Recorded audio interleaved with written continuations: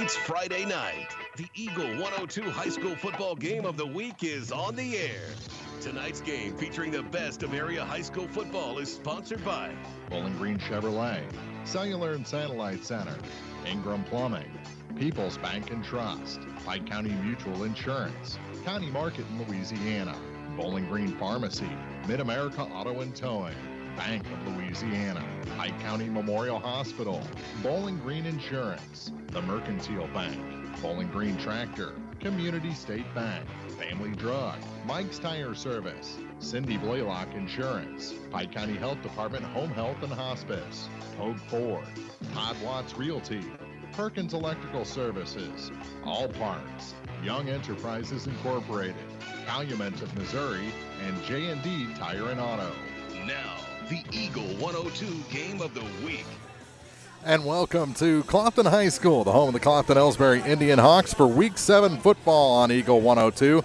As Clopton-Elsberry 2-4 on the season welcomes in the 2-4 Mark Twain Tigers tonight. Mark Fronick and Coach Tony Francis here in the broadcast booth tonight. And Coach, you know, a lot of these guys either coaching them or against them in the case of the Ellsbury players.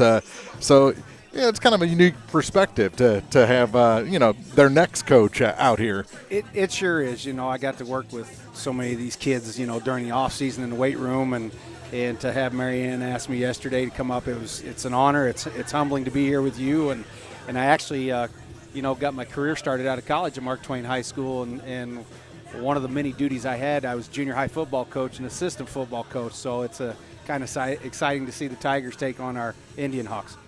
Oh, it should be a good one tonight. Both teams looking for traction in the conference, and Clopton-Elsberry has a pretty big weapon out there. The top receiver in the conference, Kyle Martin, in fact, he's in the top 10 in the state in receiving an all-purpose yards. So that's a pretty good guy to have out there in your offense. You know, Kyle Martin, obviously I've watched him a few games this year on the gridiron and had a chance to coach him last year in basketball. He's a very good athlete, to say the least. He's quick. He's got great hands. But the thing I like about him is he's tough. I think that's something that you can't coach. And he's a really tough kid, and he's a great kid. He comes from a great family. So it's exciting to watch him get out in the open field. Did you say that just because Dad was wandering around behind you? Or? No. You're around these kids. You develop relationships, and it's just he's that kind of a kid. So the 2-4 Indianhawks and the 2-4 Tigers are getting ready for the national anthem here in a couple of minutes. So we'll take a break, come back with your starting lineups and more on the Eagle 102 pregame show. Hi, this is John. I'm one of the pharmacists you see at Family Drug in Louisiana and the Bowling Green Pharmacy. We're right here with personal and prompt service, giving you the answers about your medications. If you're new in town, come get acquainted. If you're one of our regulars, thank you. You are always welcome to come in and just say hi. The right people, the right service, right downtown. Family Drug, 3rd in Georgia in Louisiana, and the Bowling Green Pharmacy on the square in Bowling Green. Bank from anywhere with Bank of Louisiana's new Freedom Checking account. No minimum balance, no monthly fees, and free access to all of their mobile and online banking services like mobile check deposit, text banking, and online bill pay. Bank on your own terms with Freedom Checking from Bank of Louisiana. Stop by either Bank of Louisiana location today for more details or to open an account. Bank of Louisiana, member FDIC, equal housing lender. Home data rates may apply. Check with your carrier for details. Freedom Checking from Bank of Louisiana. Community State Bank of Missouri is here to meet your agricultural needs. This is Earl Niemeyer. We offer a variety of agricultural loans customized to meet the demands of today's complex farm operations. Whether it's to purchase farm equipment or to pay farm operating expenses, a financial package can be developed specific to your operation. Drop by one of our convenient locations and speak with an ag loan specialist today. Community State Bank of Missouri, your hometown community bank since 1887, equal opportunity lender. Bringing you all the action from the Eagle 102 broadcast booth, sponsored by Family Drug in Louisiana. It's time now for the Eagle 102 pregame show, sponsored by Bowling Green Pharmacy. getting ready for the Indianhawks and the Mark Twain Tigers, both 2-4 here in Week 7. And last week, South Callaway, Clopton-Elsberry was right there. They actually had a touchdown wiped off the board late and fell to the Bulldogs 49-43. Mark Twain coming off a win in the Farmers Cup game, 26-14 over Van Far. That was a home game for them. And we'll talk about the keys to the game when we come back here on the Eagle 102 pregame show. Hi, this is John. I'm one of the pharmacists you see at Family Drug in Louisiana and the Bowling Green Pharmacy. We're right here with personal and prompt service, giving you the answers about your medications. If you're new in town, come get acquainted. If you're one of our regulars, thank you. You are always welcome to come in and just say hi. The right people, the right service, right downtown. Family Drug, 3rd in Georgia in Louisiana, and the Bowling Green Pharmacy on the square in Bowling Green. The human body can run like a well-oiled machine. But just like machines, they occasionally need attention. A lot of times because of accidents, injuries, or even general wear and tear, the body breaks down. This is Keith Oakes, Director of the Physical Therapy Department at Pike County Memorial Hospital. That's where therapy services can get you back to normal, daily activities. Don't let pain keep you from enjoying life. Let PCMH's team focus on your recovery so you can focus on what matters to you. Pike County Memorial Hospital, community-owned, nationally known. If you are in the market for a car, whether you're looking for a new or used vehicle, make sure you visit Bowling Green Chevrolet. Their selection will surprise you with prices that can't be beat. Bowling Green Chevrolet is just off Highway 61 at the South Bowling Green exit. Once you get there, you'll see why Bowling Green Chevrolet is the #1 dealership in the area. Check it out for yourself, Bowling Green Chevrolet, where you'll always feel at home. Hear all the action from the Eagle 102 broadcast booth, sponsored by Family Drug in Louisiana. The Eagle 102 keys to the game. Well, Tony, I've got 3 of them for the Indianhawks to be successful tonight. Don't become predictable. You got to diversify that offense. They need to stop the run, but respect the Mark Twain passing attack. We saw them actually have some good results the last time Mark Twain was on the Game of the Week against Bowling Green, and I think Clopton-Elsberry needs a strong start in this game. They need to get this crowd into it. I agree with you. You know, these guys have been close here the last few weeks, and you know, the fourth quarter's kind of come up and got them. And if they can get a strong start and get their confidence build up and then continue that through the second half, I like their chances. And Mark Twain, they also need a strong start, but you know, they need to kind of pace themselves and last 4 quarters.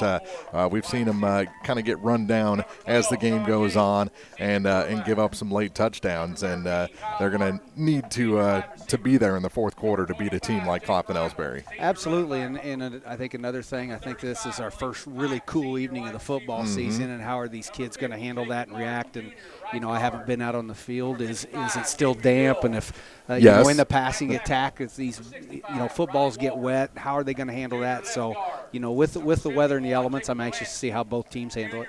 And everyone, I think, is dressed out for Mark Twain, but they have a couple of guys banged up. I don't think we're going to see Jace Barton tonight and Evan Torrance at any point. And maybe if they get real desperate at the end of the game, they'll send them out there. But Clopton-Elsberry comes into this game surprisingly healthy for this time of year. And as the basketball coach, that's a good thing to hear. Yeah. You don't want them getting closer to basketball season than going down with injury. We'll take a break. We'll come back with your starting lineups after this on the Eagle 102 pregame show.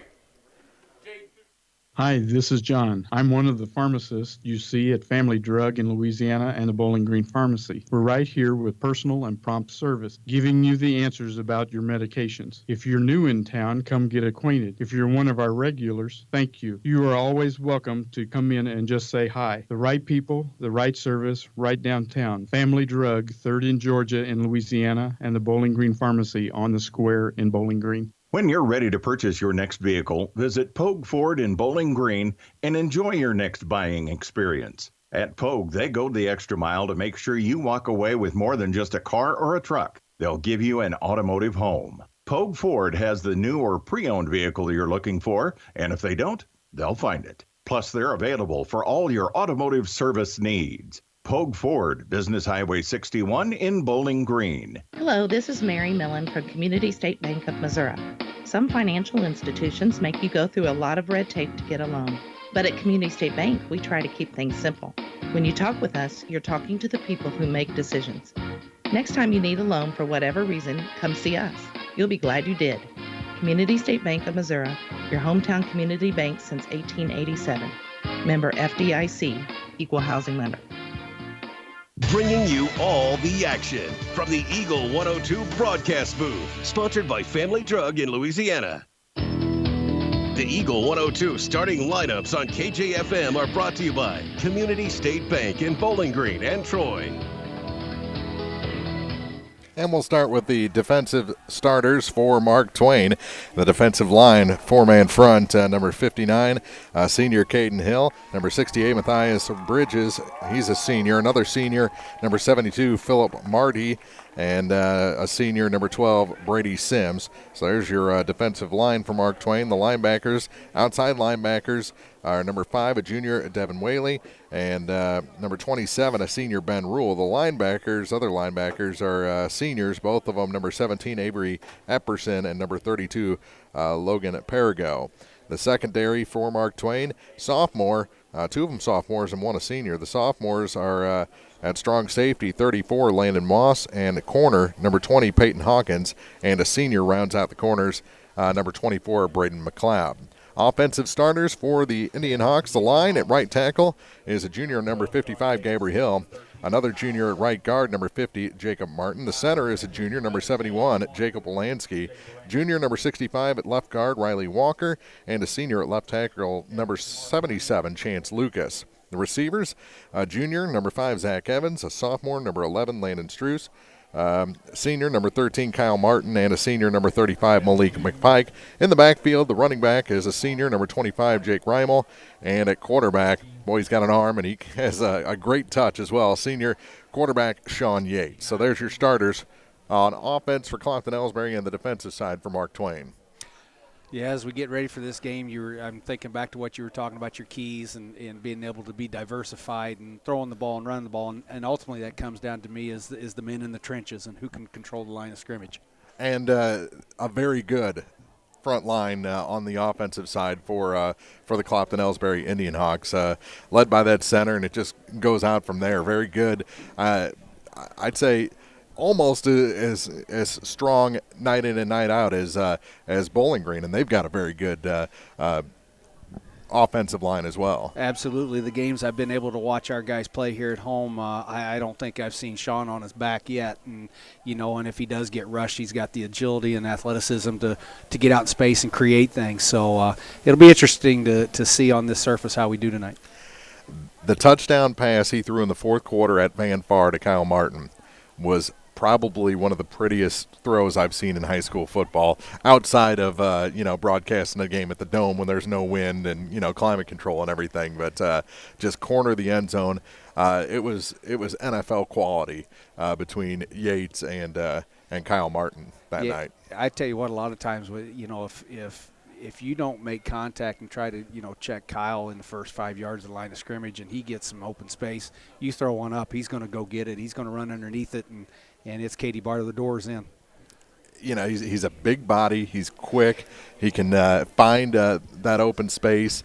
Not overly tall, but all the tools are there for a good receiver. They are, and like I said, the one thing I appreciate is his toughness, and I like to say, you see him in the hallways, you see him in class. He's such a mild-mannered young man and very respectful and can be quiet, but then he steps out on the football field. It's like Superman coming out of the phone booth, and I just like how he handles himself.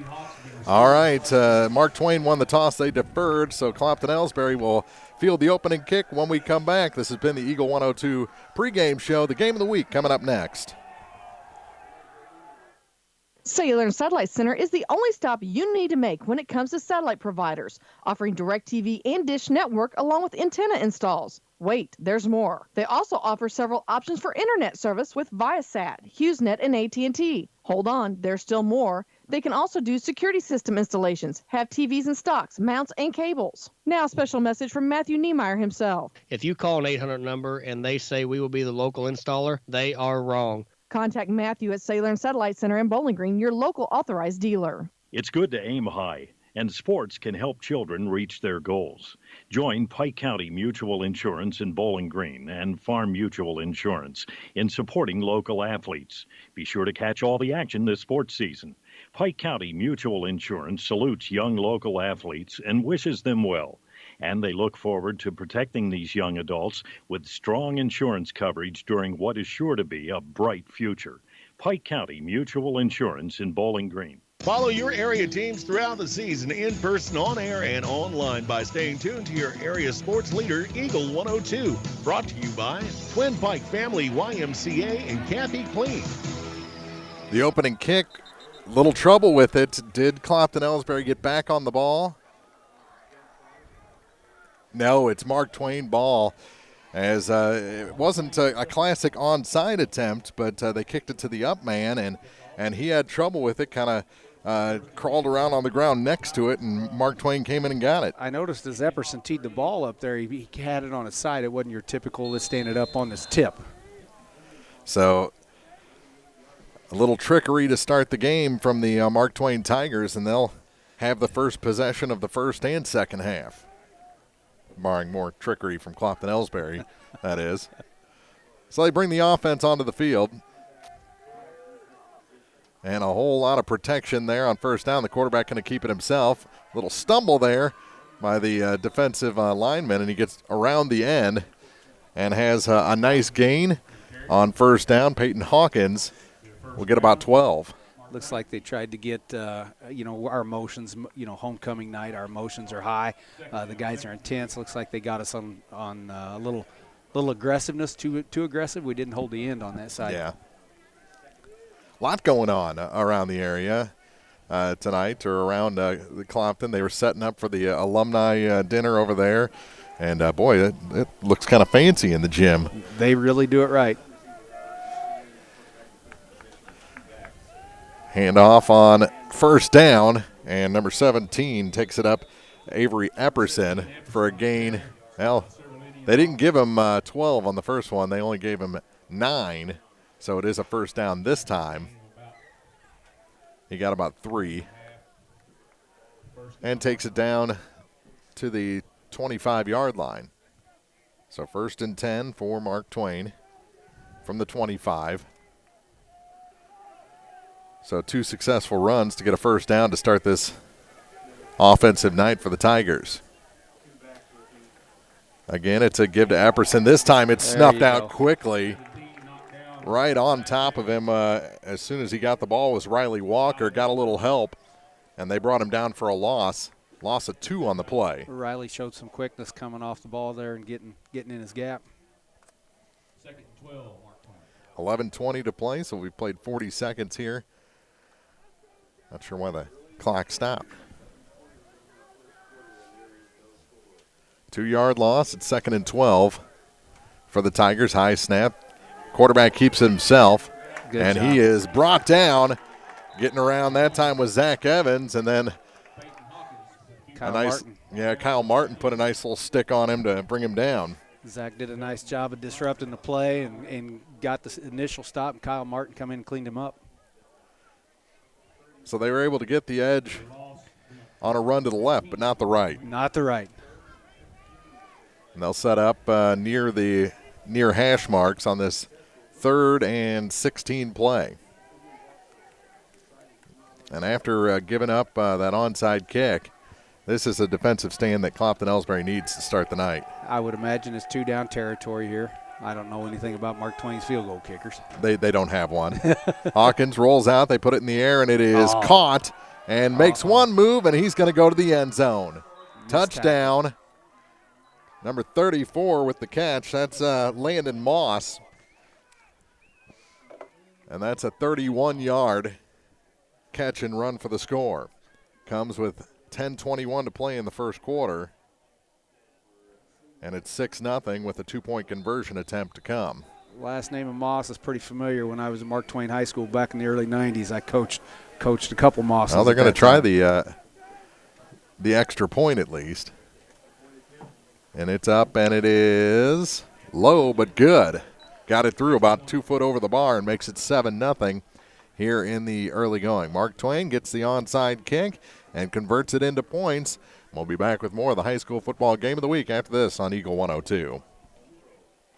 Bowling Green Tractor wants to change the way you think about yard work with their Ego 56-volt ARC lithium battery-powered lawnmowers, weed eaters, blowers, trimmers, and chainsaws.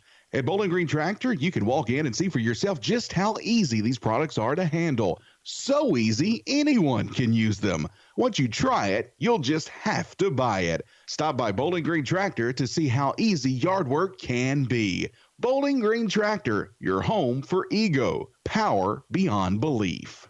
The Eagle 102 Game of the Week is brought to you by Young Enterprises, Calumet, Missouri, and Todd Watts Realty. So a 36-yard pass from Hawkins to Moss. Extra point is good, and it's 7-0 Mark Twain. 10:21 to go in the first quarter. Teeing it up the same way. And another onside attempt, and this time Clopton-Elsberry falls on it, and they'll have good field position. Malik McPike fell on it. What's the response? Settle down, long game. Let's see a nice response here. Something tells me they're going to go for a quick strike. This offense just they got loves some that. Weapons. Yeah, they have loves some that weapons. quick strike. So Yates in at quarterback.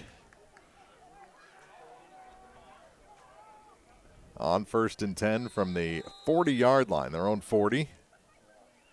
After receiving the onside attempt. And they do go to the air on first down, little screen, and no gain there. He's met at the line of scrimmage and then brought back. Forward progress will be a loss of about 3 inches.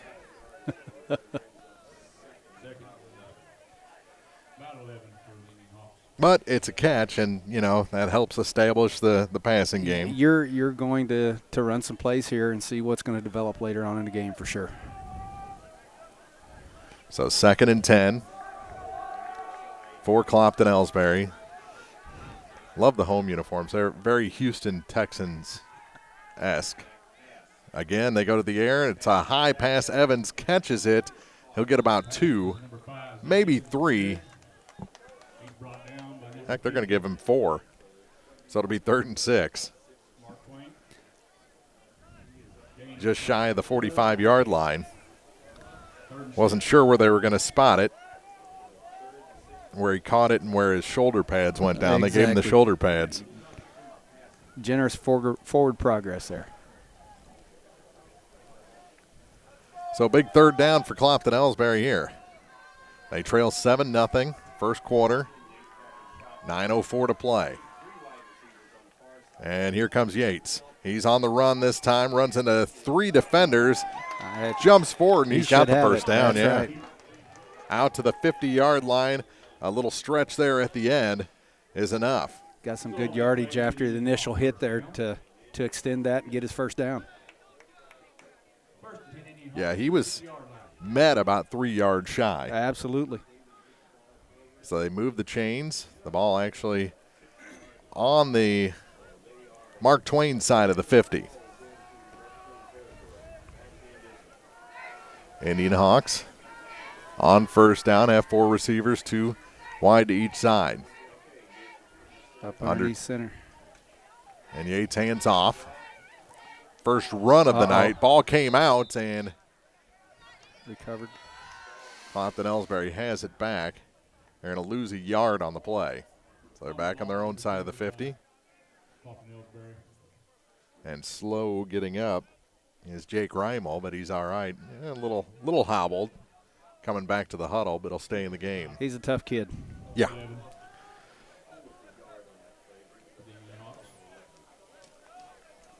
Yates gets the play from the near sideline. They break the huddle with 23 seconds left on the play clock.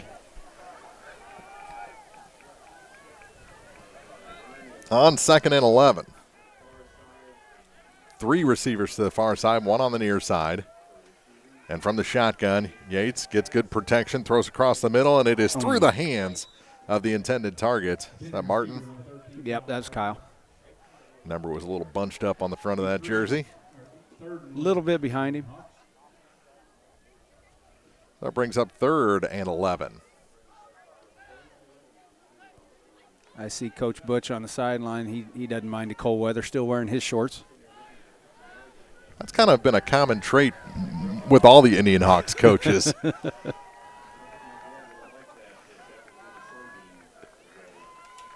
On third down, pump fake. Yates under pressure, takes it back, and it's underthrown. And that'll bring up 4th down and 11. Zach Evans, the intended target, but he bounced it about a foot in front of him. Good coverage by the secondary that time by Mark Twain to delete all the options for Yates. So on 4th down, Yates still out there. Is he going to back up and punt? It looks like it. Now he comes back in, and he's going to go for it on 4th down. Across the middle and in front of the intended target. Yeah, Landon Struess. So a turnover on downs at midfield. So they gained 15. Landon Struess had a nice game last week for the Indianhawks. That's a narrow loss a week ago. And Clopton-Elsberry trailing here in the early going. Second offensive series for the Tigers. 7:23 to play in the first quarter. They lead at 7-0. High snap, handoff, and they'll get about 2 yards before he's pushed back. That'll bring up 2nd and 8. Apperson on the carry. A whole defensive front was there. Yeah, they did a nice job of plugging that quickly. Clock running inside 7 minutes. We played almost half this first quarter. And here come the Tigers again. On 2nd and 9, they only gave him 1. High snap, quarterback takes off, and there's nowhere to go. He's torn down. There were 4 Indianhawks there chasing. And he's brought down behind the line of scrimmage all the way back to the 50. And they'll just give him a loss of the yard. And it'll be 3rd and 10. Getting some nice penetration there. Don't want to see them run a screenplay here or something against our penetration the way we're getting through that line. And that's what happened on the touchdown. Was they were so keyed in on the run, it opened up that screen pass, and it turned into a 36-yard score. They're going to pass again. This one is through the hands. Good coverage that time. Mason Street. Yeah, Mason Street got there exactly at the right time. Not too early, not too late, and disrupted him enough that he couldn't make the grab. Like to see Mason keep that impeccable timing all the way onto the hardwood this winter. Clock stopped on the incompletion. 6:01 to play here in the first quarter. Punt team on for Mark Twain. He'll be punting from his own 40. Just gets it off, and they'll let it go. Ooh, it stayed in bounds, and it's going to be down inside the 5. Ooh, Rymel let it go, and it took a very fortunate bounce for Mark Twain all the way down to the 3.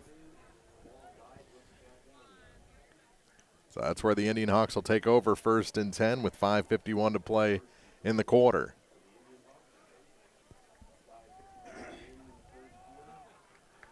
Bright moon on the south end of the football field this evening. Yeah, I was just about to pan out and get that in frame for our viewers there you go. On the website. Beautiful night for football. First crisp night of the season, and breaking through is Evans on 1st down. He gets out of the shadow of his end zone out past the 10. Gonna be second and about 2. Chance Lucas and Riley Walker did a nice job opening up a hole there. And I tell you what, Zach spent a lot of time in the summer in the weight room, and his agility and his strength and speed has really blossomed in a year's time.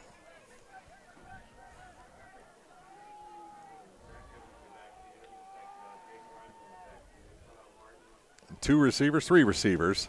2 to the far side, 1 near side, and they go up the middle with it on a run. Still on his feet. Boy, he just powered out there all the way out to the 35-yard line, making 34. Zach Evans with a big-time run. Yeah, we had a little talk in my office after school today, and I just complimented him. You know, he made a nice long touchdown reception last week, and actually 2. One got called back, and he's really his athleticism's come a long way. I'm proud of him. And the Evans boys are always personable too. Good kids. They are good kids. On 1st and 10 from the 34. Handoff to Reimel. He'll go to his right, get across the line of scrimmage, and gain a yard or 2. They'll give him 3, actually, and it'll be 2nd and 7. I like what Coach is doing. He's establishing that run, and that's going to open up something for Kyle Martin here in a minute. You watch. That diversification we were talking about in the pregame. Absolutely. You don't want to get predictable. 2nd down and 7, 4:12 to play in the first.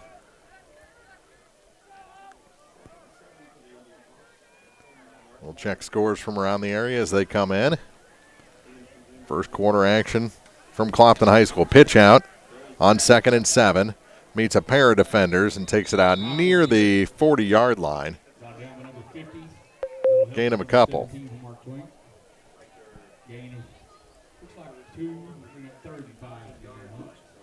So 3rd and a long 5 for Clopton-Elsberry.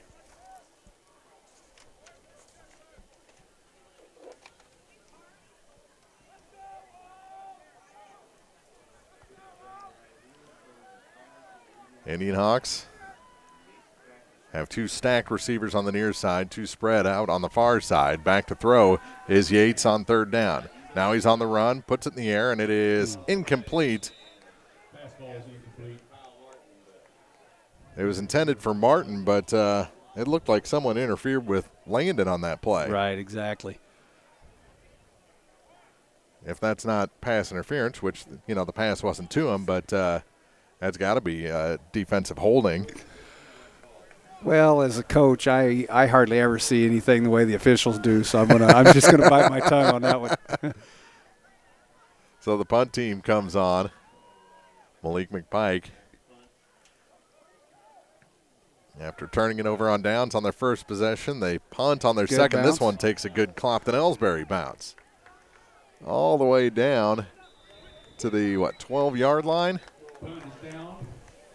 So if you're playing the field position game, that's a gain. I mean, as far as they were backed up to get it all the way down to the 12. Absolutely. You flip the field on them. So you get a good defensive hold here, then you're in business. Mark Twain's 3rd possession. They scored on their first of the ball game.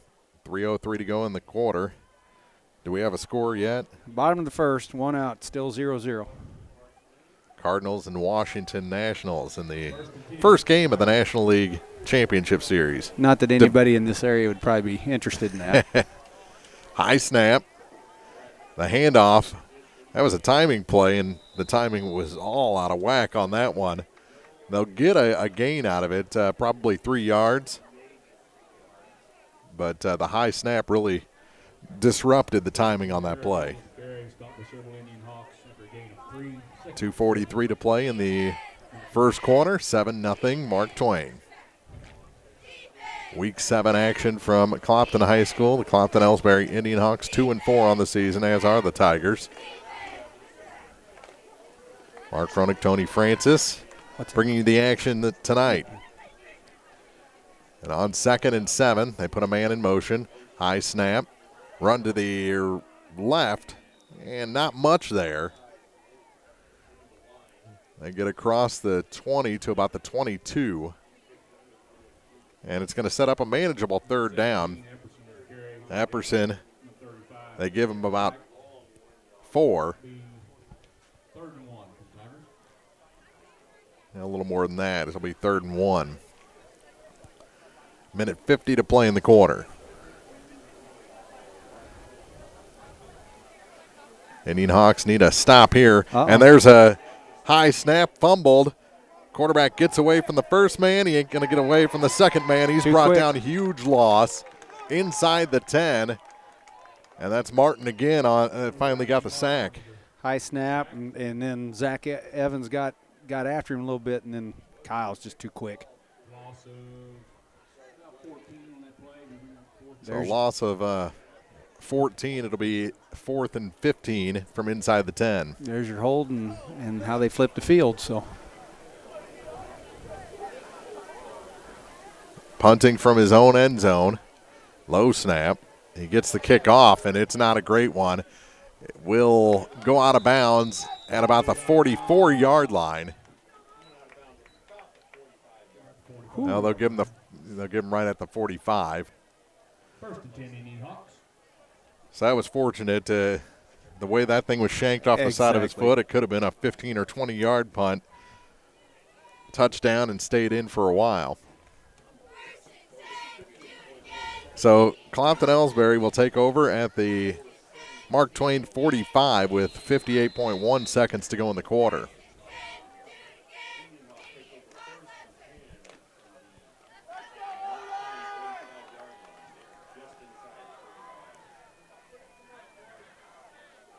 Deep eye.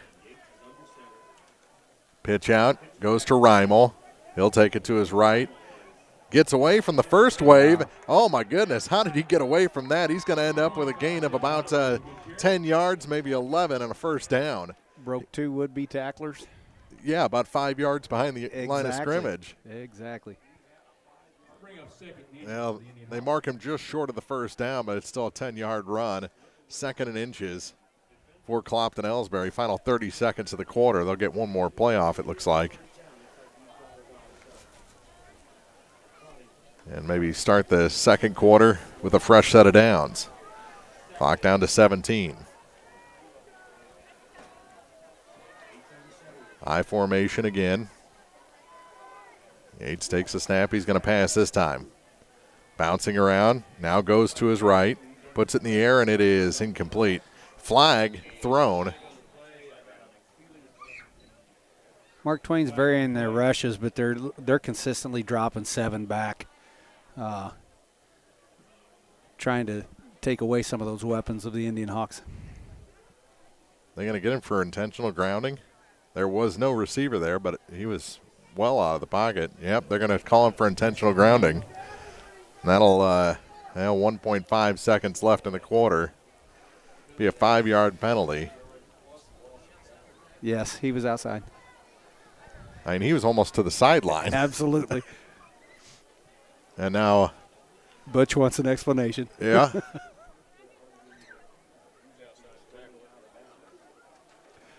Yeah, he was, fully outside the far hash marks and darn near the sideline when he let that one go. But referees don't change their minds very often. And this one's going to stand, and it's going to be a 5-yard penalty and a loss of down. 1.5 seconds to go in the quarter. 7-0. Mark Twain leads Clopton-Elsberry.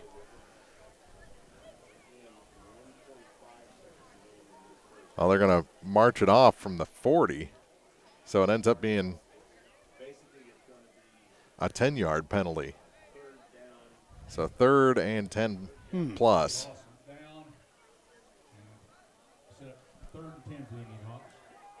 So that could really put a dagger in this drive if the Indianhawks can't convert here on 3rd down to end the first quarter. He's in the shotgun now. Takes a snap, 3-step drop. Steps up in the pocket. There's the siren to end the quarter. Now he's being chased to the near side, and he'll step out of bounds. That'll bring up 4th down and the end of the first quarter. 7-0 Mark Twain. It'll be 4th down for the Indianhawks when we start quarter number 2 on Eagle 102. Hi, this is Kelsey Henderson, RN Case Manager for Pike County Home Health. Pike County Home Health offers a variety of services from skilled nursing to rehabilitation therapies. Our care is focused on helping you recover from an acute illness, surgery, accident, or change in medical condition. We strive to help you recover in an environment where you feel most comfortable. If you have any questions or home health needs, please contact us at 573-324-2111 or visit our website at pikecountyhealth.org. Hey, this is Ryan with Mid-America Auto and Towing in Bowling Green. We've got something for everybody's budget. Everything from $1,000 all the way up to $35,000. We have a constant rotation of new inventory, including cars, trucks, and SUVs. So if you're out and you're looking for a new car, come by and see me. If you're looking for a particular vehicle and you don't see it on the lot or the website, let me know, and I'll do my best to find it for you. The Mid-America Auto and Towing, just off Highway 54 in Bowling Green, is a one-stop shop. Like us on Facebook or check out our website, midamericaautoandtowing.com. Follow your area teams throughout the season, in person, on air, and online by staying tuned to your area sports leader, Eagle 102. Brought to you by Cellular and Satellite Center, Pike County Mutual Insurance, and Bowling Green Tractor. Start of the second quarter, Mark Froning, Coach Tony Francis, and it'll be a punt to start the quarter by the Clopton-Elsberry Indianhawks after a very costly and head-scratching intentional grounding call. Pretty much ended this drive. Good punt. Fielded. Uh-oh. And slowed up. Gets away from one man, but not the next.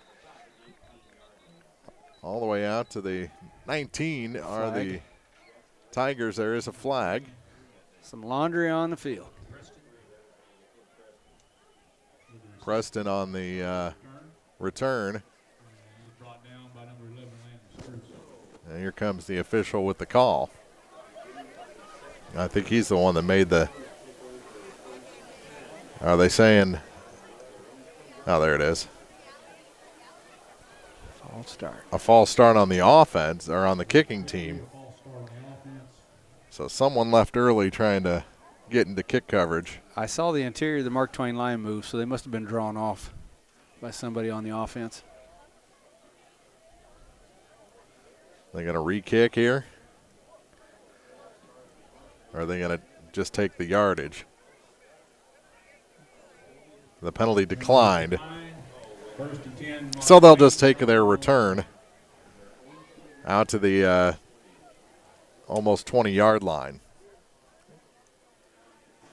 And that might be Coach saying, I don't want to remember where that punt was from and go through all that. It's cold. Let's keep this game going. Run on first down for Apperson. You had mentioned a while ago on a play at the other end of the field, Mark Twain ran and the timing was off because of a high snap, and that snap is consistently going high. Like to see them correct that a little bit. And that's something they usually don't have problems with. I don't know if it's the feel on the fingertips, right. If his hands are a little cold or what, cold, wet, what it might be, but the center and quarterback having a hard time getting together. On 2nd and 6, they go with a pass to the near side, and just nothing there. As soon as he was caught, he was brought down. That's number 24, Braden McLeod, with the reception. Wolanski on the stop, gain of about 2. Minute gone here in the second quarter.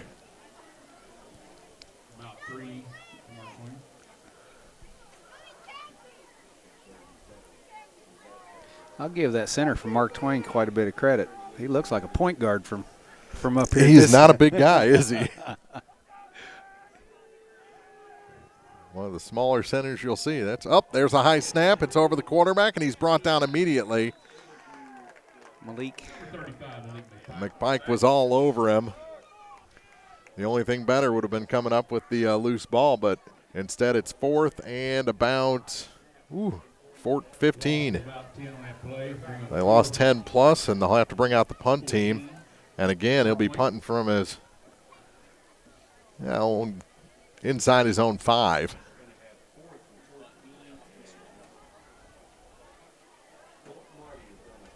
So Marty with the punt, bounces at the 50. And Reimel lets it go, and it'll be down at the 41-yard line of the Indianhawks, 36-yard line. So Clopton-Elsberry, another possession.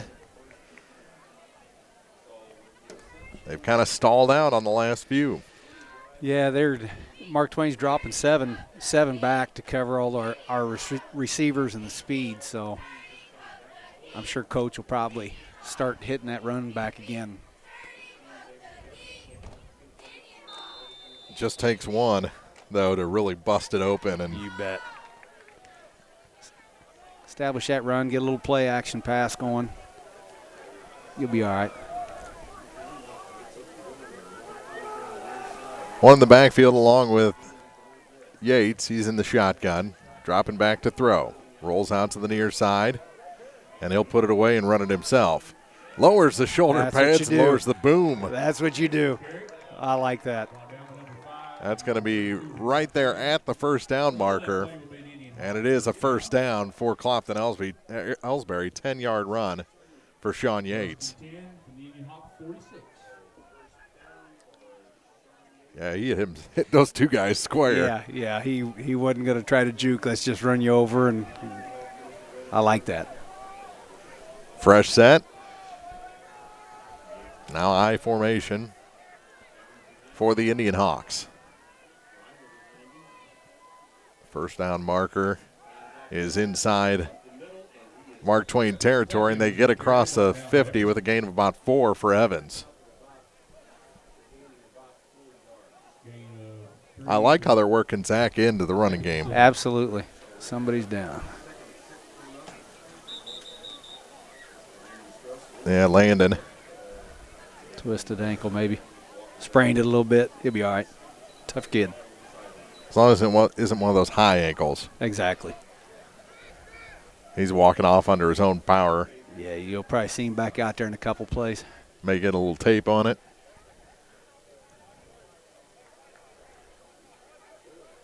So it'll be 2nd and 6 after a gain of 4 on first down.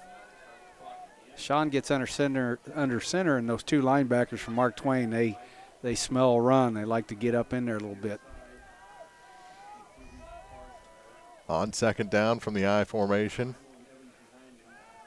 There it is. Throws it upfield. Oh. There's the flag on the far side. There were Clopton-Elsberry bodies falling down there in the secondary. The pass wasn't close, but you can't just knock the guys down either. Right. I wonder if that was even a catchable ball, to be honest with you. Oh, and they called it on the Indianhawks. So offensive pass interference. We'll take it back to they'll march it off from the 50. That'll take it down to the 35-yard line is where they started this drive. Second and long is an understatement. Second and about 23, 22. 8:27 to go in the first half. Off that play action, that previous play, Malik was going to be wide open down the sideline. The ball just didn't come off Sean's fingers right. Butch asking for an explanation on the near sideline.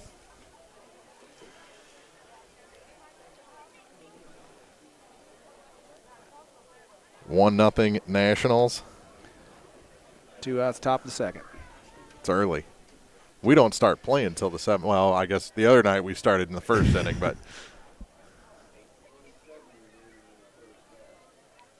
7-0 Mark Twain. Definitely thought we'd have a little more scoring than this nearing the midway point of the second quarter. Yates in the shotgun. Puts it across the middle, and it is off the fingertips of Malik McPike, but he was met with resistance, and a flag comes out.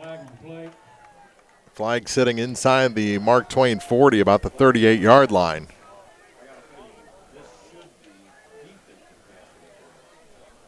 Even up call there, maybe? It could be. And I think the kid was definitely. Yeah, it was close. Yeah, kid hit him before Malik had a chance to get his hands on the ball. 8:22 to play in the quarter.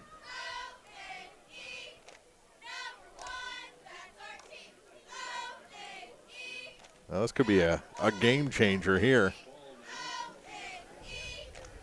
Your backs were kind of against the wall, second and forever. Much more manageable. Yeah. It'll take it to the 50-yard line, the penalty.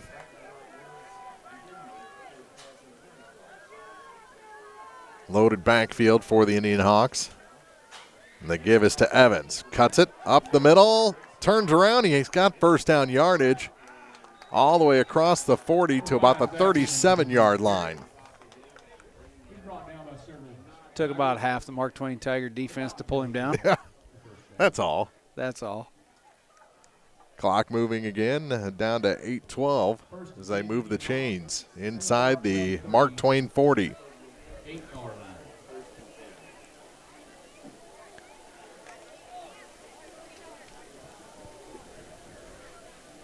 They'll spread two wide to each side again. Running back alongside the quarterback in the backfield. To the near side, little screen, McPike trips over one man. He's going to be across the 35 near the, 34. Gain of 4.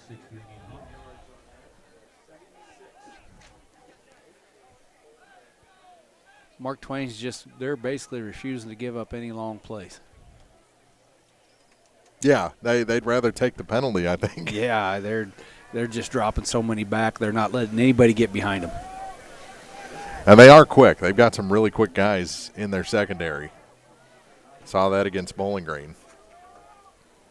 Again, a loaded backfield. Two receivers to the near side, one to the far side for the Indianhawks. And flags come out as the ball is snapped. Delay a game against the offense.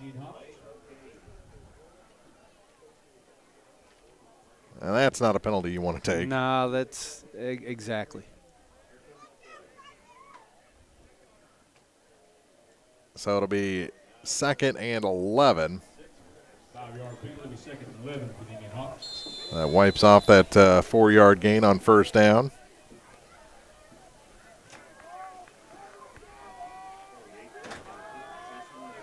They've done a good job rebounding from penalties taken, though. And nothing there for Yates. He'll lose another yard, and it's going to be 3rd and 12. That kid, Mark Twain, 32, that's Perigo. Yeah. He did a nice job off the corner reading that, and Sean had a nice fake to Zach. Perigo kid did a nice job reading that, staying at home.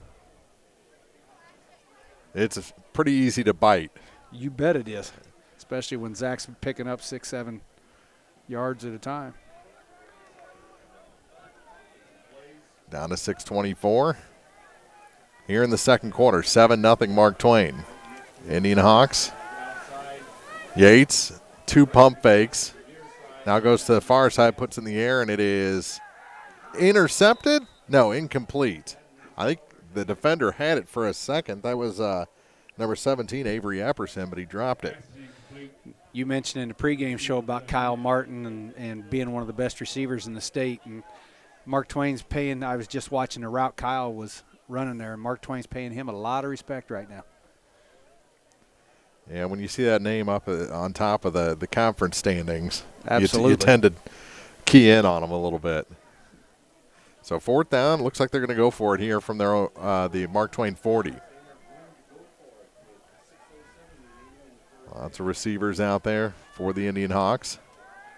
Back is Yates, screen pass to the running back. Reimel's not going to get the first down. He's drug out of bounds. Ball came out after he was already out, and it's going to be a turnover on downs back to the Tigers. And just nothing there. Nothing there. Nope. Like I said, Mark Twain throwing those 7 kids back. They're just trying to keep everything in front of them and then make sure they can get some quality tackles. All that was left was about the third option on his check down list. Exactly. 5:56 to go.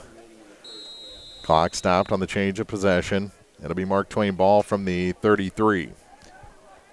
Defense just stay strong, keep us in the game. We'll be okay. We got a too potent of an offense. They'll figure it out. And I think some of that stuff is going to open up in the second half. Absolutely. High snap. Again, it kind of messes with the timing, but that is beneficial this time for Mark Twain as they take it all the way across the 50-yard line into Indianhawks territory. Logan Perigo on the carry. And he had some big ones against Bowling Green a few weeks ago. That was a game that the Bobcats had to come from behind on. Where was that game at? At Mark Twain. At Mark Twain. Yeah.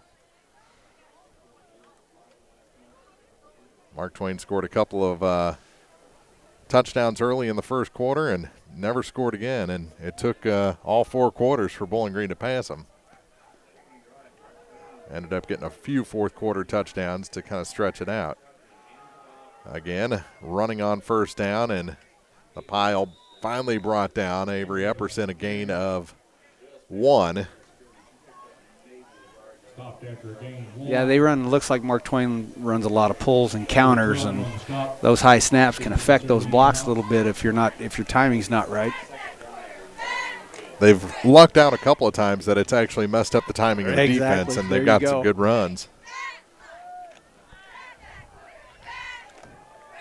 4:48 to play in the first half. Right down below us, just inside the 50-yard line. And again, it's Perigo to the far side, and he's in the open. One man to beat, and it's Kyle Martin. He brings him down just outside the 20. About the 24-yard line is where they'll mark him down. Another good run by Perigo. Didn't have anybody over there to hold the edge and keep him inside. That sets him up. Mark him right at the 24 or just inside the 25. Clock rolling down to 4:20 to play in the half. They can control the possessions and the ball, keep it on the ground and keep getting first downs. Again running. This time it's Epperson, and he's brought down fairly quickly. First man there for the Indianhawks. And, yeah, can't get the number. Oh, it was Kyle Martin. Of course it was Kyle Martin. He's everywhere. Yeah. Gain of about 2 that time. Bring up, or 3. 2nd and 7.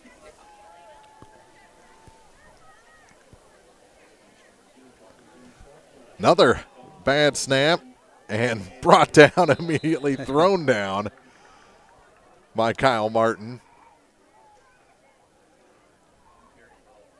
And I think the quarterback, Peyton Hawkins, is going to have a little conversation at halftime with his center. I believe so. And once again, we talked about the pregame. You know, the ball's on the ground here a little bit, and a lot of rain here in the last 24 hours. How much moisture's on that thing? And how cold those fingertips are. You bet. Here comes the pressure from Clopton-Elsberry. Hawkins rolls away from it, puts the ball in the air. It's incomplete. He was hit hard. He was. That time by number 65 for the Indianhawks, Riley Walker.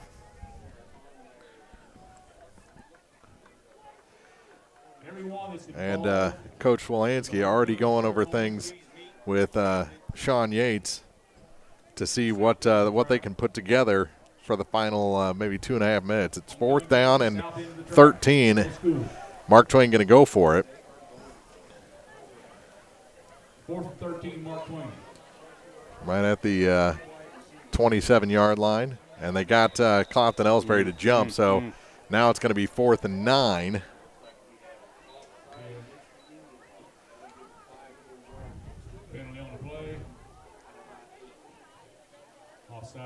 Well, the center did a good job that time. You know, he sure did. Staying with the quarterback's cadence.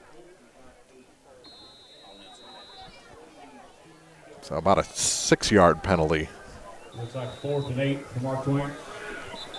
And timeout taken by the Tigers. 2:48 to play, first half, 7-0. Mark Twain leads Clopton-Elsberry.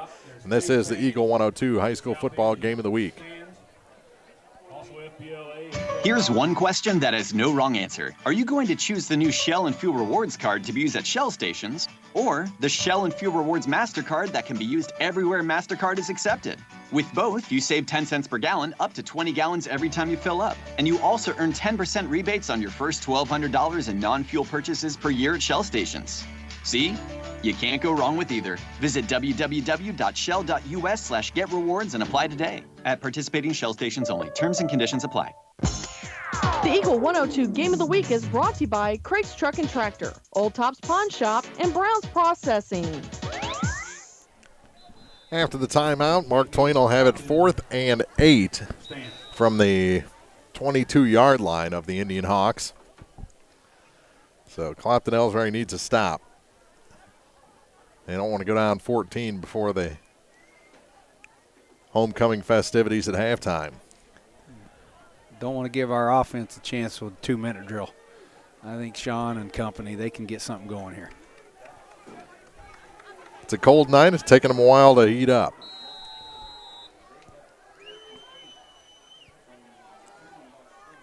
.248 on the clock on 4th down. Back to throw as Hawkins comes to the near side with it. Kind of a duck, but the pass was there, and there's the pass interference call. Oh, wow. And that, the way that came out of his hand, I wasn't so sure it wasn't a tip pass. Exactly. Which you can't call pass interference on a tip ball. Pass interference, defense. So, yeah. We'll see where they spot it. It's not an automatic. I know it is going to be a first down. And it's going to be a 1st and goal. Or no. 1st and 10 from just outside the 10. Be a first down for Mark Twain. 2:43 to play, and now the defense really has to tighten up for Clopton-Elsberry. That's a gift there. Gets away, breaks a tackle, still on his feet, and finally brought down after a nice gain. Perigo in on it. Lucas Martin on the stop. Finally got him, but he broke a tackle. Broke that arm tackle right a little bit behind the line of scrimmage, it almost looked like. Down to 2:20 to play in the half. They're wanting to punch us in right as time expires, aren't they? Exactly. Need to have whoever our leadership here is just step up.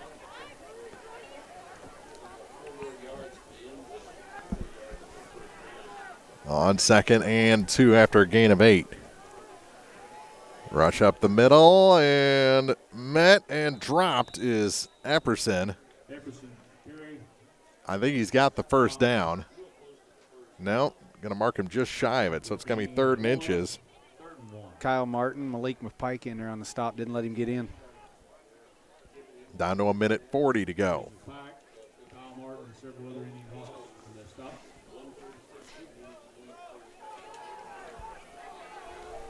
Did they give him the first? I think they reset it and gave him the first, so it's 1st and goal from the 1.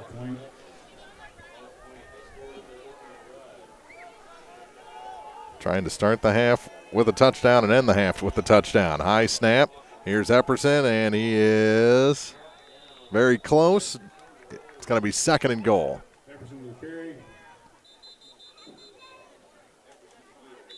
Martin with the stop. And a timeout taken.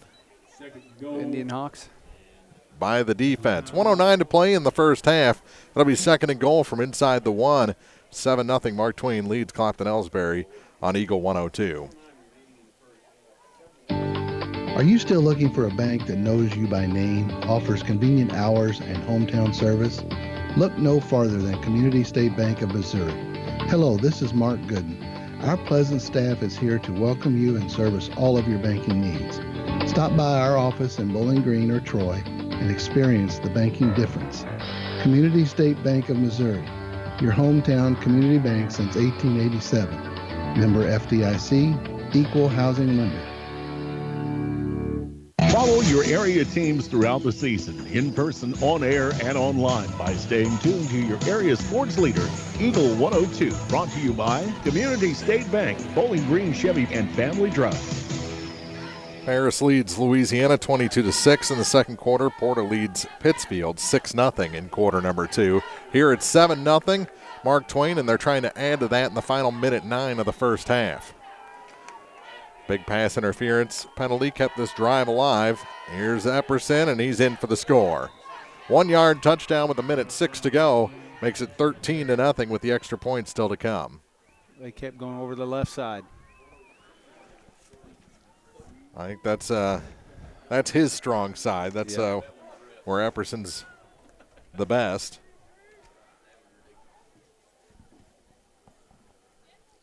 So with 1:06 to play, 13-0.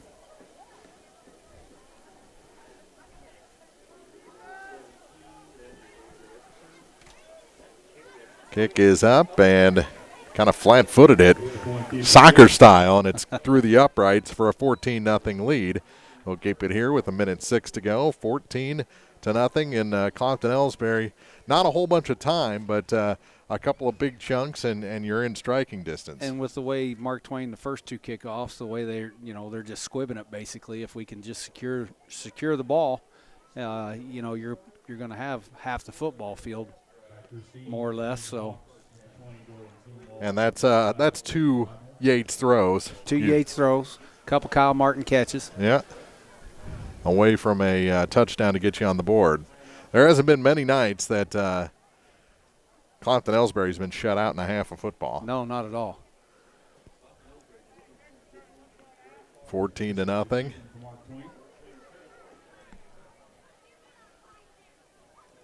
And we'll see if this time Epperson, who kicked the extra point after scoring the touchdown, if he kicks it truer this time. Nope, he doesn't want the tee. He throws that out of there. There you go.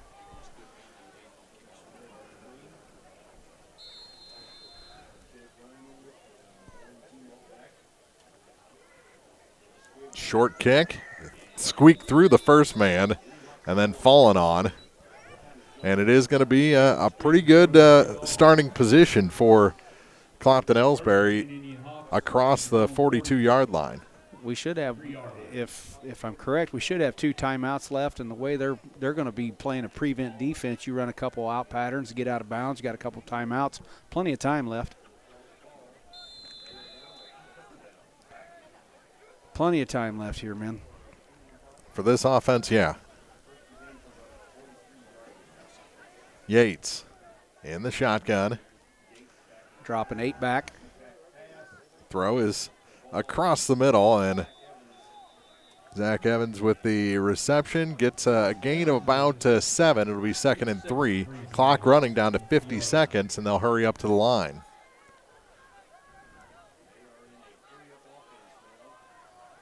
Russian 3, dropping 8 back. On 2nd and 3, here's Yates to the near side, has a good blocker in front of him. Now he stepped back, and it's intercepted by the Tigers and brought down across the 40 to the 44. And I think it was probably an illegal forward pass anyway. I thought he was going to do a great thing. He was going to get his first down plus get out of bounds. He pulled up and looked like he crept back behind the line of scrimmage, which you can't do. Once you break that, it's broken.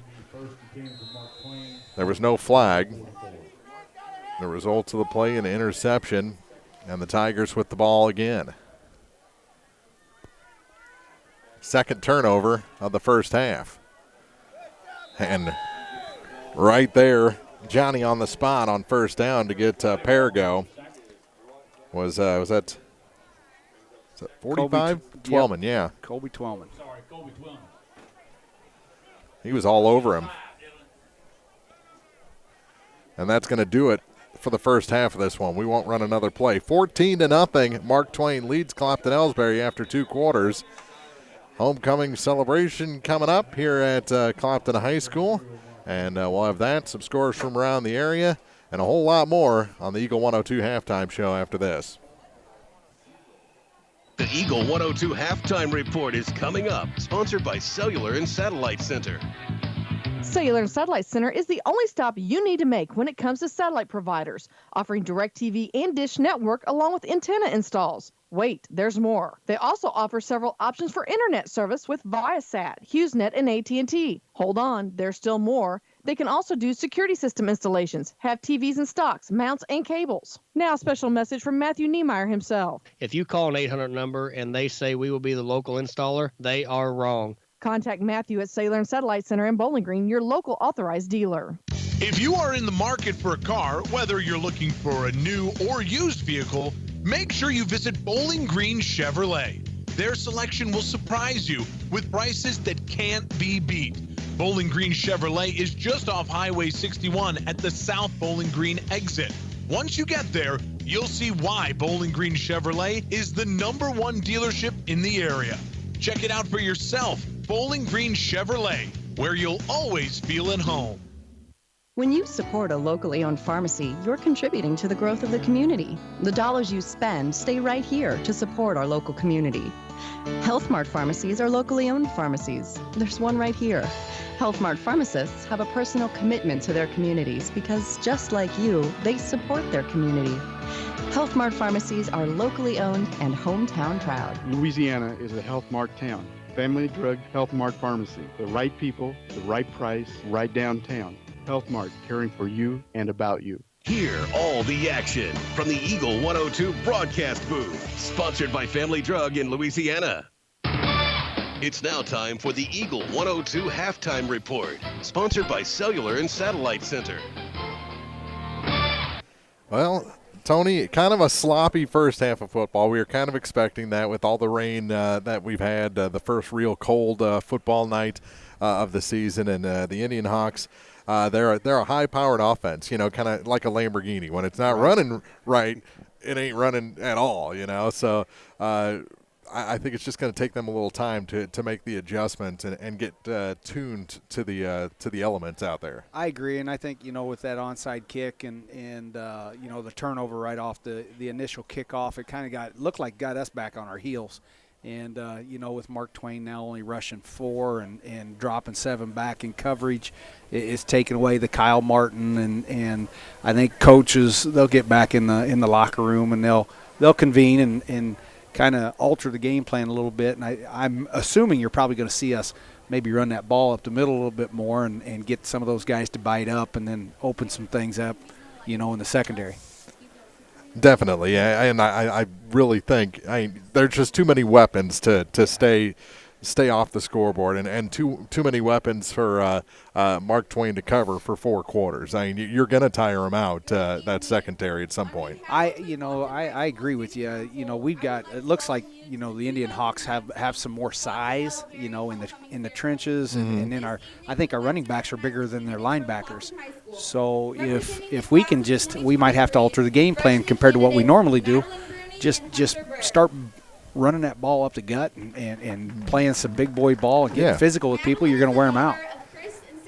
That center, you know, he's just a little guy. You know, you can on the defensive side, you can really exploit him as well. Some scores from around the area.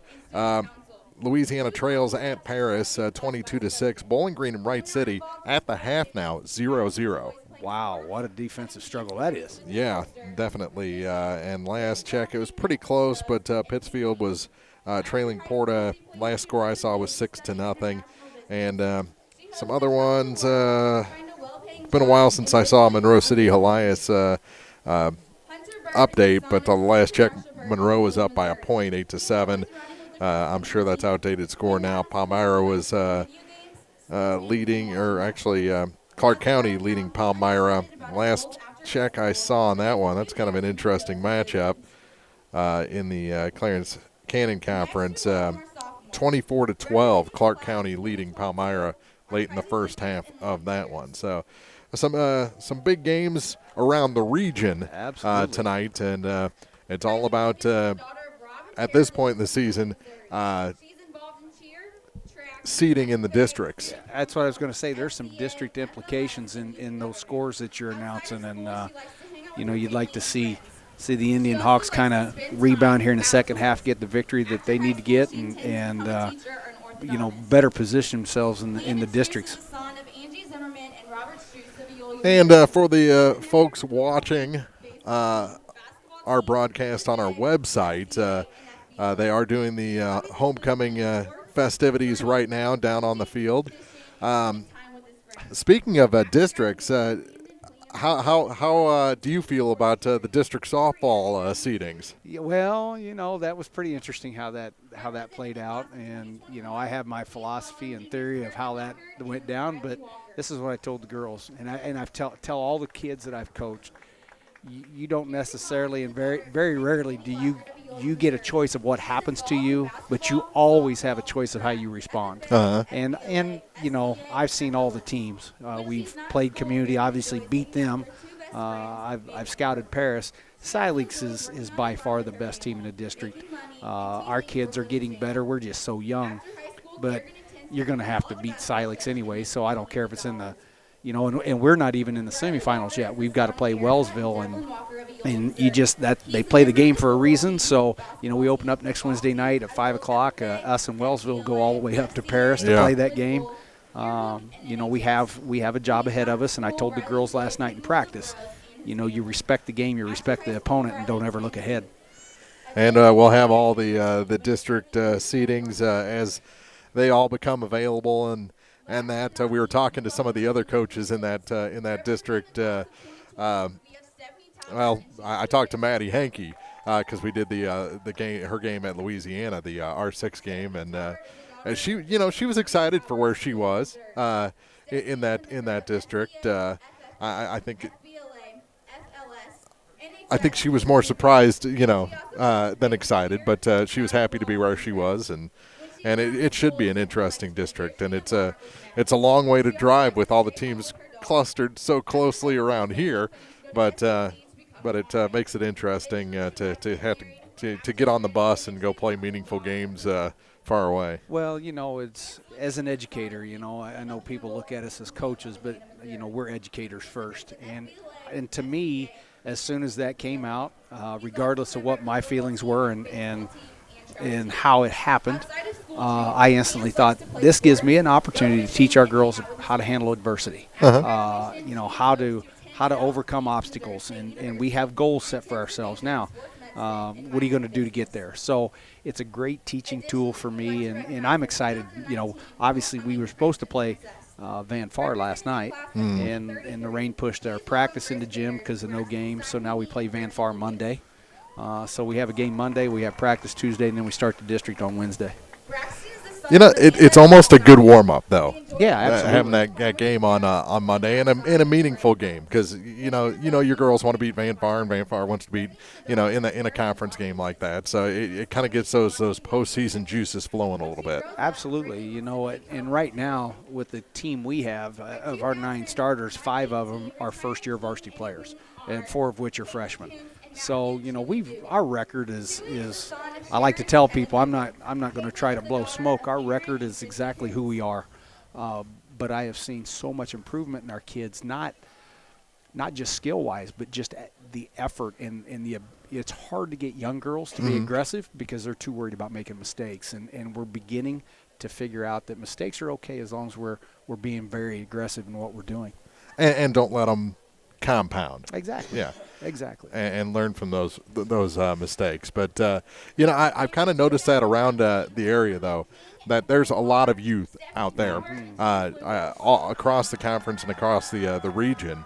And it's been kind of fun to see the growth from one time we come out to broadcast a game to the next. Absolutely. Yeah, I think you did one of our games this year. I don't know who that – I can't remember. It's Louisiana.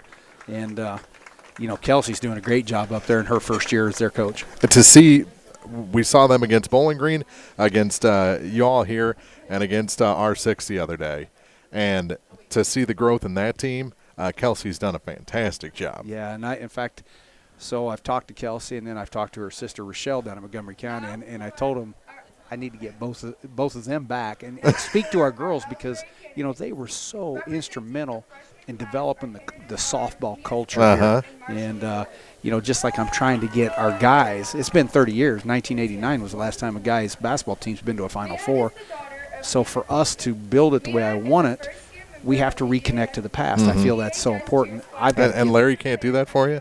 Well, Larry, he's I'm going to tell you what, he's definitely the legend around here. But I'm trying, if I could get the Dorsey girls, now Falloon obviously, and Michelle's, if I could get them back here and talk to our girls and say, hey, this is what it's about, this is what you're doing, and this is the type of culture we had, and you can do the same thing. It means a lot more coming from them than it does the coach. Mm-hmm. Well, definitely. I think it's going to be tough, both being in the conference, but you're Tony Francis. I think you can make that kind of stuff happen. Well, a lot more than if I made that phone call, that's for sure.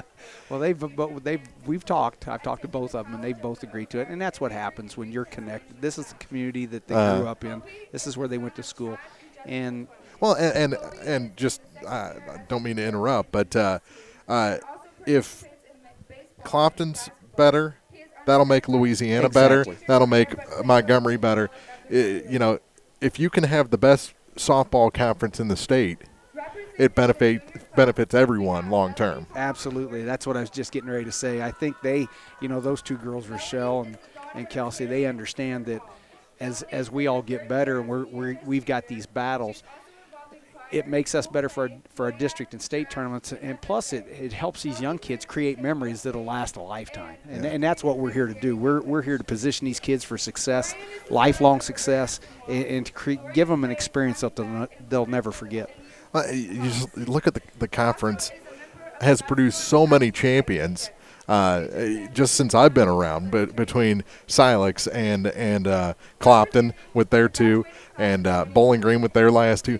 I mean, that's 6 just in the last 15 years or so. I mean, that's pretty amazing, and dominance for a single conference, which is as far as the state goes, a small conference. Sure. To make over in the state tournament. And you look at some of these conference in the EMO conference where the schools go. Every fall to play some of their non-conference games, they're playing the 3As and 4As, and that's what I told the coaches in the district seed meeting. We've played Silex, we've played Community, and we've played Wellsville. The rest of our schedule's 2As and 3As, and that helps you get better. If you want to be the best, you got to play the best. We'll take a break. This is the Eagle 102 halftime report. We'll get back to talking football and congratulate our kings and queens in this shared homecoming at Clopton High School after this on Eagle 102.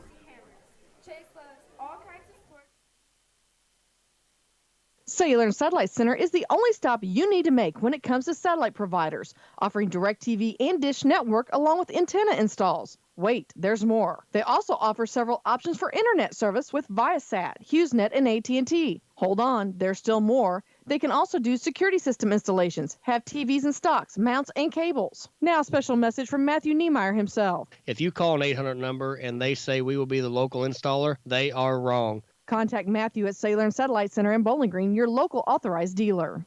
As a farmer, you rely on rainfall to ensure your crop production, but sometimes the weather doesn't cooperate. Droughts can happen and do. Long dry spells can ruin your crops, but shouldn't ruin your life. With a pasture, rangeland, and forage policy through NAU Country Insurance Company and Bowling Green Insurance Agency, you'll be provided with the extra protection you need. Contact Fred Carlson at Bowling Green Insurance to discuss how PRF can help manage your risk. NAU Country Insurance Company is an equal opportunity provider.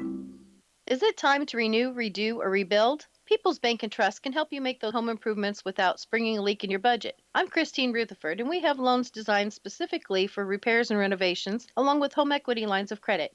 Stop by your local People's Bank in Bowling Green and let's talk about how People's Bank can help you. People's Bank and Trust online at www.pbtc.net or give me a call at 573-324-2525.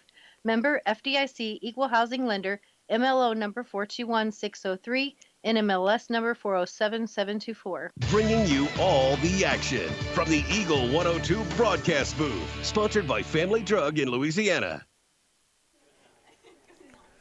Still running the halftime festivities here at Clopton High School, and the players finally making their way back. I didn't catch the Clopton Queen. I saw the King.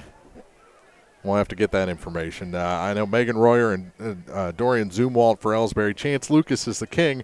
I didn't get the Queen. I didn't see the Queen either. We were deep in conversation when they crowned the Clopton side. So we'll get her name and congratulate her as well here in a couple of minutes. She's right down below. Can you pick her out? No, I cannot. Turn your attention to the field as our combined marching bands perform for us for halftime. Stephanie Talbert? Yes. All right, there's your queen. So Stephanie and Chance and Megan and Dorian, congratulations to you all for being the homecoming royalty here at Clopton-Elsberry Homecoming for 2019. Now the band is going to come on and do a full performance, and there's where the coach gets a chance to talk to everybody that was in the court, which with two schools, that's a huge court. Exactly. So you lost a lot of guys for a number of minutes there, and for Mark Twain, that's extra time where you just sit and stiffen up, and I'm not sure if how heated the field house or the visiting locker room is. I don't think it's heated at all.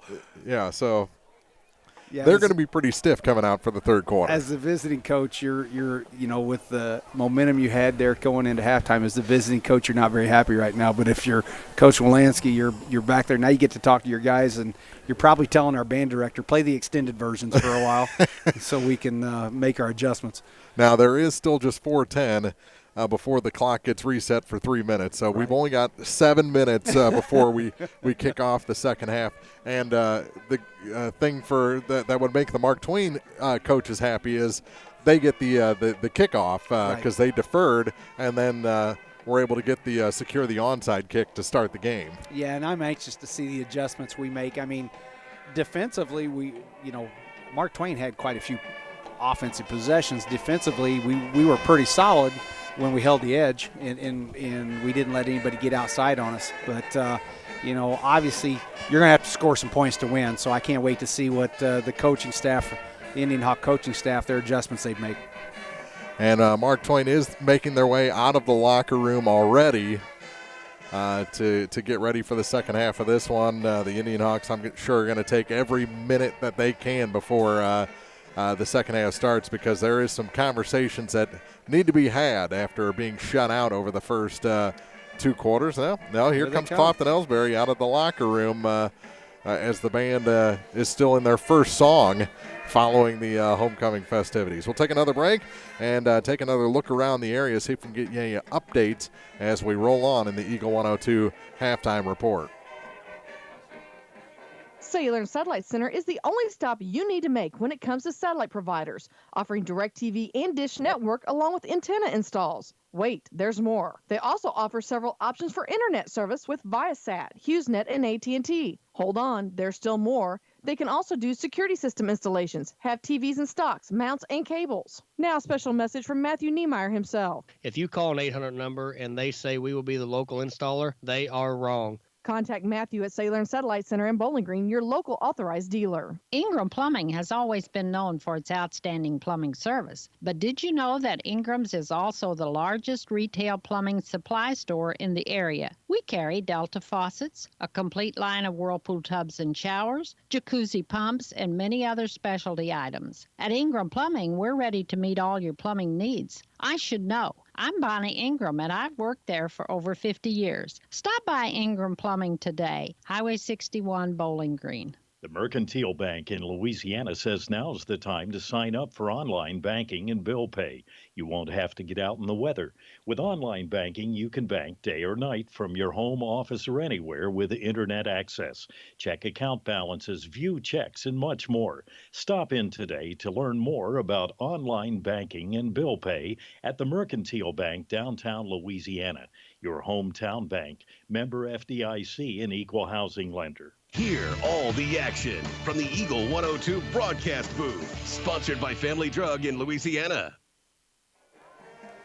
Little Lady Gaga playing by the joint band of Clopton and Elsberry here at halftime of Homecoming 2019 at Clopton High School. Man, you're up to date on your music. I would have never figured that one out. I go to a lot of games, and these songs are played a lot. Plus, I've got a 13-year-old now, so that makes a difference. Yeah, definitely. The team's stretching out as the band plays. I think that might be it for the band. Maybe they may play one more as the clock is down to 33 seconds. I think then it'll reset for 3 before we kick off the second half of this one, as Clopton-Elsberry will be kicking off to Mark Twain. Didn't see any updates, so everyone must be at halftime. I haven't seen a score for Van Far, South Callaway yet. Pleasant Hill Carrollton, last check, Paris on their homecoming night leading Louisiana 22-6. No score after a full half between Bowling Green and Wright City. That's at Wright City. And Pittsfield was trailing at Porta earlier, and they will play one more song here before we kick things off. The clock is at 12 minutes. Well, I tell you what, this official clock keeper that we have, he's a legend, and whatever he puts on there, that's what we're going to go with. And the referee has said, put 3 minutes on there. And there he goes. Everyone's happy with the clock now. So that's where we stand through 2 quarters, 14-0. Mark Twain leading. Clopton-Elsberry, they will get the ball, and we'll kick this thing off when we come back. This has been the Eagle 102 halftime report on KJFM Radio. Cellular and Satellite Center is the only stop you need to make when it comes to satellite providers, offering DirecTV and Dish Network along with antenna installs. Wait, there's more. They also offer several options for internet service with Viasat, HughesNet, and AT&T. Hold on, there's still more. They can also do security system installations, have TVs in stocks, mounts, and cables. Now a special message from Matthew Niemeyer himself. If you call an 800 number and they say we will be the local installer, they are wrong. Contact Matthew at Cellular and Satellite Center in Bowling Green, your local authorized dealer. Hi, this is John. I'm one of the pharmacists you see at Family Drug in Louisiana and the Bowling Green Pharmacy. We're right here with personal and prompt service, giving you the answers about your medications. If you're new in town, come get acquainted. If you're one of our regulars, thank you. You are always welcome to come in and just say hi. The right people, the right service, right downtown. Family Drug, 3rd in Georgia in Louisiana, and the Bowling Green Pharmacy on the square in Bowling Green. Some people just have a knack for being there when you need them the most. Like your 3rd grade classmate who sticks up for you against that bully. The neighbor who gives you a jump start. And the friend who chases away that flock of geese at your outdoor wedding. Your State Farm agent has your back too, through good times and the not so good. And who's got your agent's back? State Farm, the company people have trusted for more than 90 years. We're here to help life go right. Visit Cindy Blaylock Agency in Louisiana. The Eagle 102 Game of the Week is brought to you by Liggins Flooring, Midwest Pest Professionals, and Eolia Landscaping Supply. Still 1-0, Washington leading the Cardinals. They're in the top of the 5th now. As the Cardinals, were they threatening last half inning and Ozuna fouled out? Yeah, they were threatening. Wong was on first, stole second, and advanced to third on an error, and then Ozuna fouled out. So that ends the threat with the tying run in scoring position. So the team's back on the field as the band sounded great tonight. They did it. Every 7th hour, our band out here is marching around the parking lot and doing their practice, and they do a really good job. And Mr. Heil is a young educator. He's new into the field and really impressed with how he handles his kids. And then they've always had a good band program at Elsberry for several years. And you get those two together, you got a really good, big, rich sound in a marching band. The team's ready, and Clopton-Elsberry teeing it up as Martin will do the kicking to start the second half of this ball game. Wouldn't mind seeing us get a turnover here right off the kickoff. And they kick it deep. Fielded a couple of juggles there and takes it all the way out. Almost got away. He got across the 40 with a second burst and ends up with a very nice return. That was number 3, Lakota Preston. We said that name a few times in the game against Bowling Green. 14-0 in good field position. Out to their own 43 are the Mark Twain Tigers. One receiver spread out to the far side. That's it. As they were running on first down, tripped up at the line of scrimmage, falls forward across the 45 for a gain of about 3. It'll be 2nd and 7. Important to establish yourself here. Indianhawks get you a 3 and out or a 4 and out, whatever it may be, and get the ball back into your offense's hands. Clock running, 30 seconds gone here in the third quarter as Yates warms up on the sideline. He's expecting a stop. High snap, quick throw to the far side, and found on the sideline and almost pulled out of bounds. I think they finally just stopped his momentum. Number 34 on the reception, that's Landon Moss. He gains a couple. It'll be 3rd and a long 4. Right near midfield, just shy of the 50-yard line.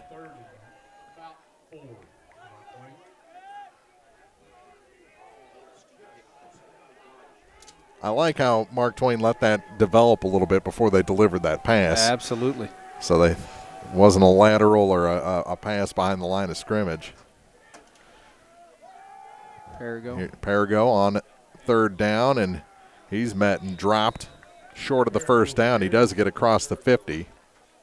It's going to be 4th and about 2 yards.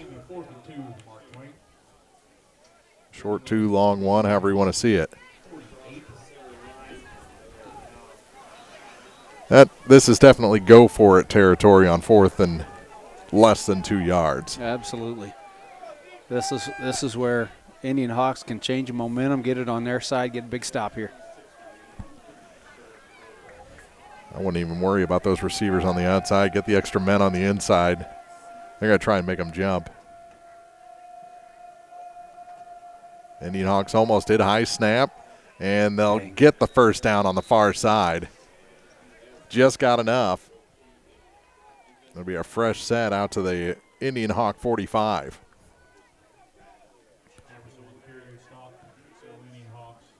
Slightly 46. It'll be 1st and 10 from there.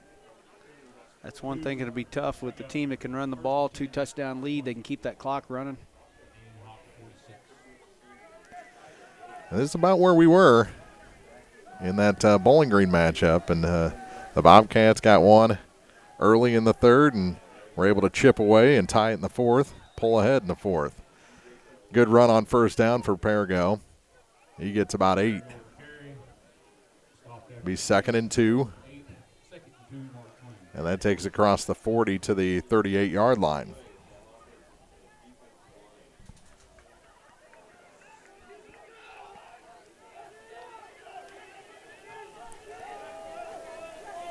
And you want to, if you're the offensive team and a running team, you want to you want to get points on this first possession before the defense has a chance to really warm up and get those juices flowing again. Absolutely. And the more you can keep your high-powered offense off the field, the better off you're going to be. Throwing on 2nd down, and they call it a catch on the near sideline. And that's a first down. Number 34 on the catch, Landon Moss. That's his 2nd catch this series.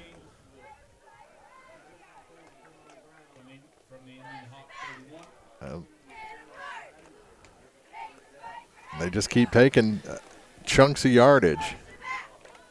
Going to have to get a little more pressure in their backfield. I didn't think the way that play started off that they were going to get that throw off. Right. It's a tough throw going into your throwing hand like that, too. On first down, Epperson rumbles forward for a couple, keeps the offense moving forward. Kid keeps his legs moving on contact, doesn't he? Yes, he does. They've already burned 3.5 minutes of this third quarter. 4-yard gain sets up 2nd and 6 from the 27-yard line.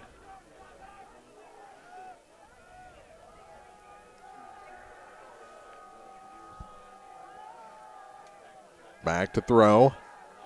They put it on the far side, and it is overthrown, kind of turned him around. Yeah.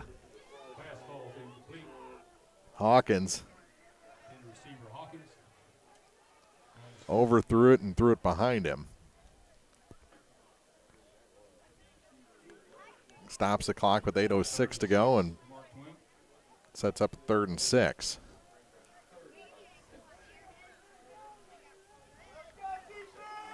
A second down throw is a bit of a head scratcher there to me.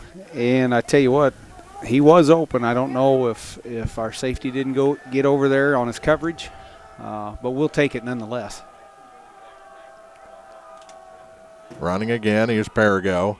Good. And Good not job, much man. there. Good job, man. Gain of 1.5 yards. It'll be 4th down and 4. Riley Walker in on the stop for the Indianhawks. And there is an injured player. Is that a Tiger player? It is. And it appears to be lower body. We'll take a break. 14-0. Mark Twain leads. 7:49 to play third quarter on Eagle 102. Farmers, the crew at Mike's Tire and Service Center is here to serve you. They know the hours you put in, definitely not your typical 8 to 5, which makes it difficult to get that equipment in for service. Therefore, they offer on-the-farm tire repair. Call Mike's Tire and Service Center and they'll be happy to work with you to get you back to operation as usual. Hi folks, my name is Cody Kirkendall, new owner of Mike's Tire and Service Center, located on Business Highway 61 in Bowling Green. Mike's Tire and Service Center proudly supports all area farmers.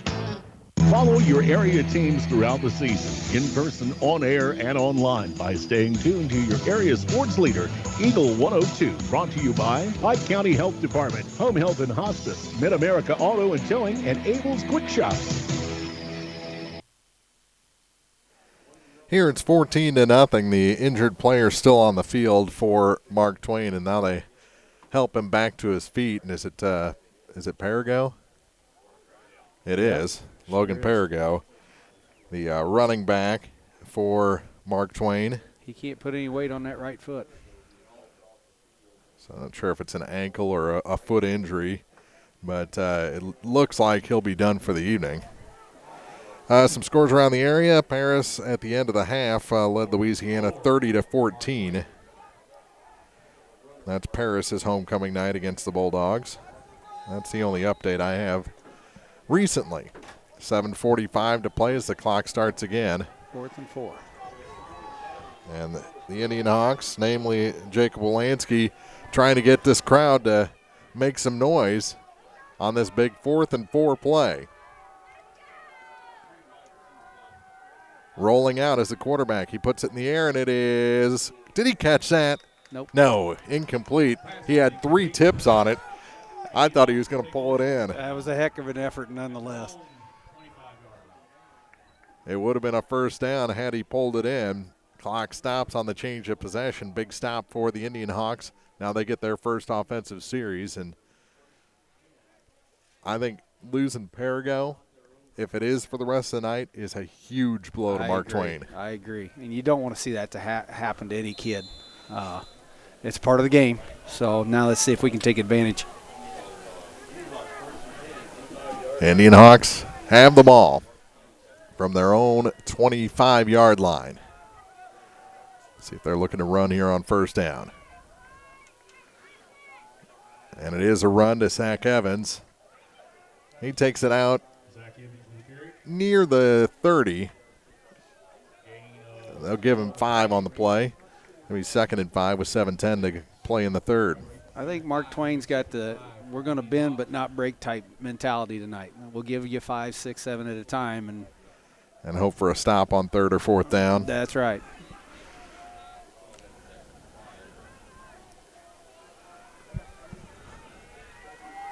Clopton-Elsberry, their first possession, 5 minutes into the second quarter, or the second half.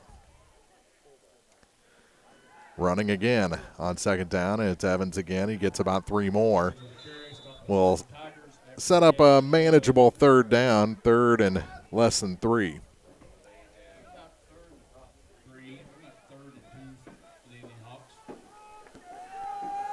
Clock continues to roll. And you're not down far enough, Clopton-Elsberry, that you have to be throwing the ball all over the place. Not at all. Just stick with a game plan. And I see they've made some adjustments. Just stick with your game plan, and you're going to be fine. On 3rd and less than 3. Little keeper up the middle, and it looks like he's got just enough for the 1st down.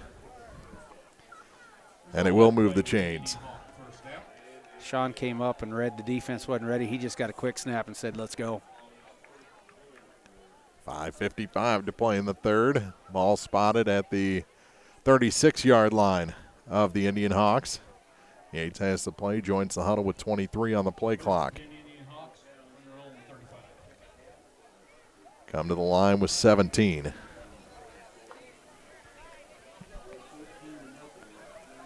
Three receivers, 2 to the near side. They haven't done a lot of motion tonight. No, they sure haven't. And they won't get much on this one. Fought for about a yard. Hard fought for about a yard. Now there's some tussling going on at the bottom of that pile. Brady Sims. Sims didn't like what was going on. I think people were laying on his legs. Yeah.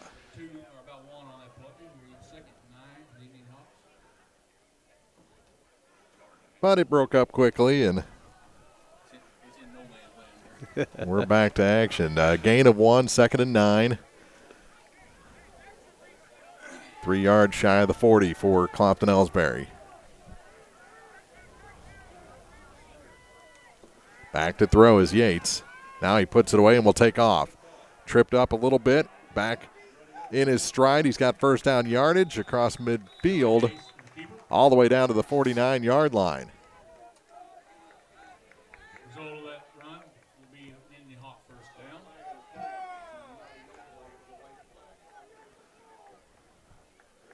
4:27 to play.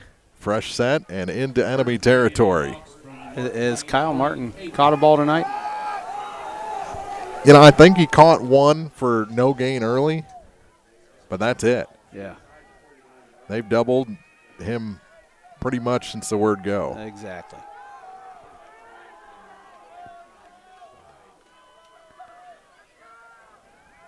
To the near side. Ooh. And almost intercepted, as a jump in the route that time was Devin Whaley for Mark Twain. He just couldn't bring it home. I think 3 of his teammates told him how to catch a ball after that one went through his hands. That was a sure pick 6 if he would have hauled it in. It sure was. Nothing but green ahead of him.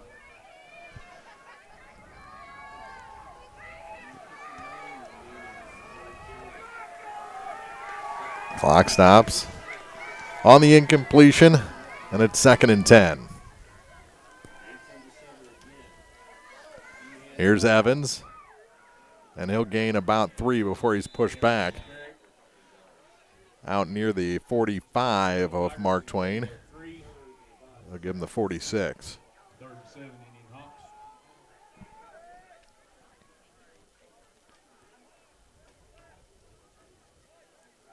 I like that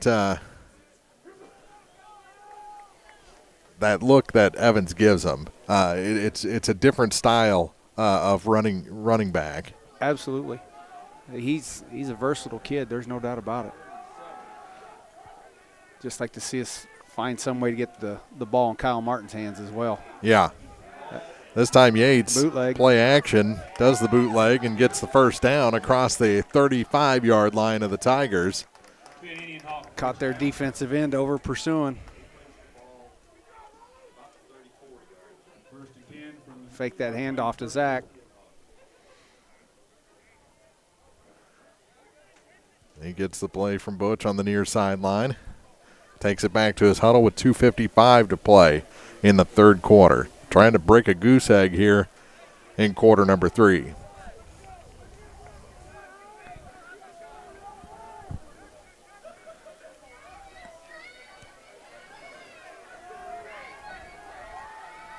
Seems like that secondary's creeping in a little bit. It sure is. Here's Evans on the run. There you go. And he's got about 12 more, all the way down to the 22-yard line. Another first down for the Indianhawks. They keep that up because it looked like they've got one-on-one coverage out there on Kyle Martin out in the wide open, and that's something that we could exploit here soon.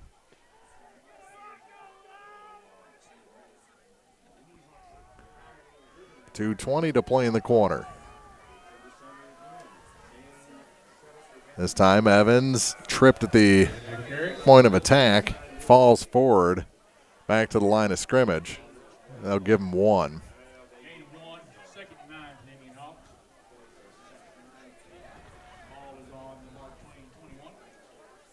Under 2 minutes to play in the quarter. Very fast-moving game. If it weren't homecoming night, we'd be home by now. There was a lot of girls during that homecoming ceremony that were cold. Yeah. Yates, little confusion, and nothing there. He's brought down for a loss of about 3, and it'll bring up 3rd and almost 12.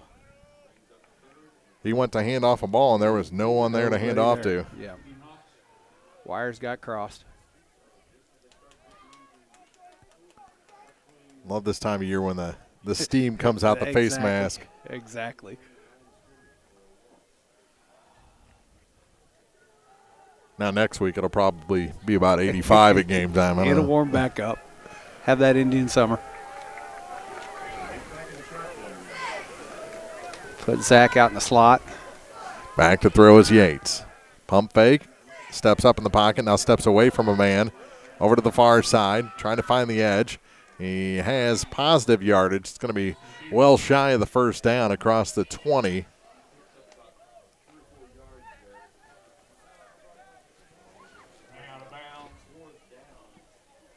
They say he got back across the original line. And it's going to be 4th and 9. Definitely going for it here deep in Mark Twain territory. It's the best drive you've had all night. But Mark Twain's getting out of it what they want. They're making them take a lot of clock to get this done. Mm-hmm. We've seen the Indianhawks score quick the past few weeks. Haven't been able to do it tonight.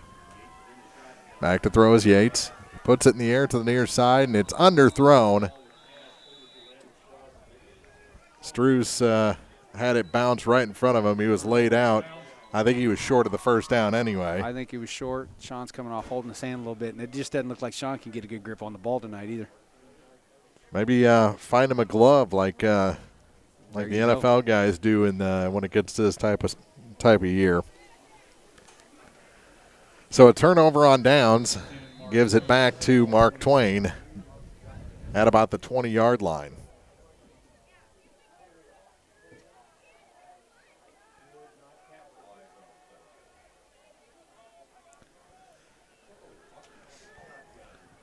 Little dump pass over to the far side on first down. Nothing there. He's going to actually lose a yard. 34 on the catch. That's Moss again.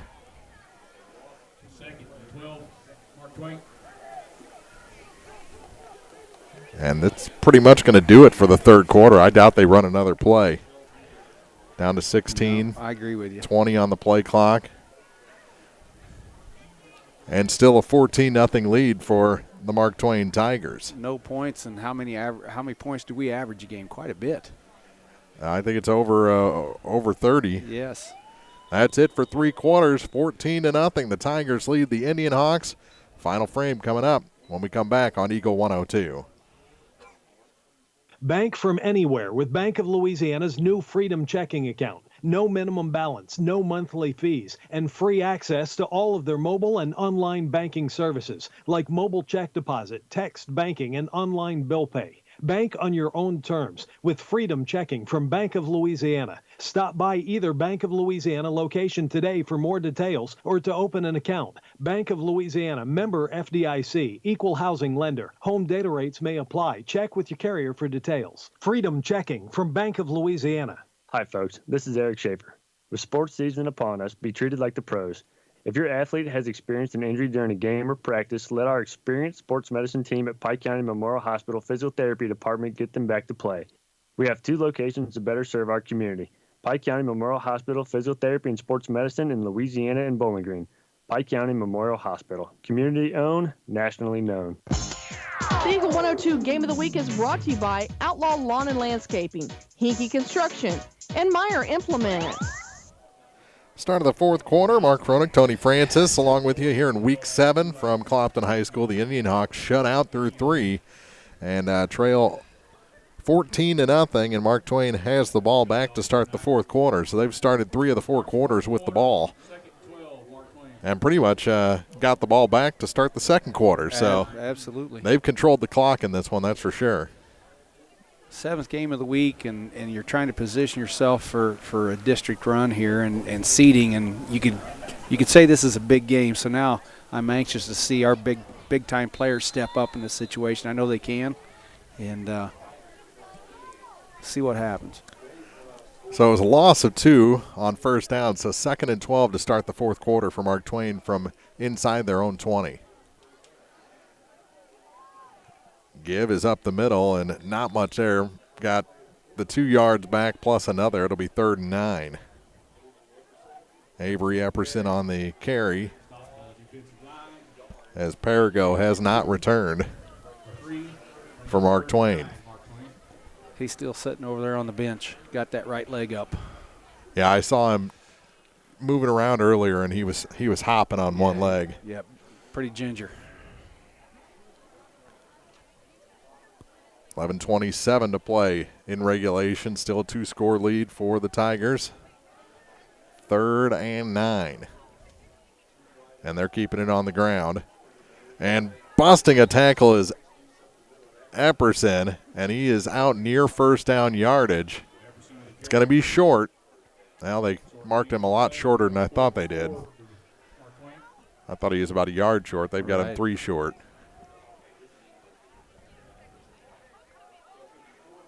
.55.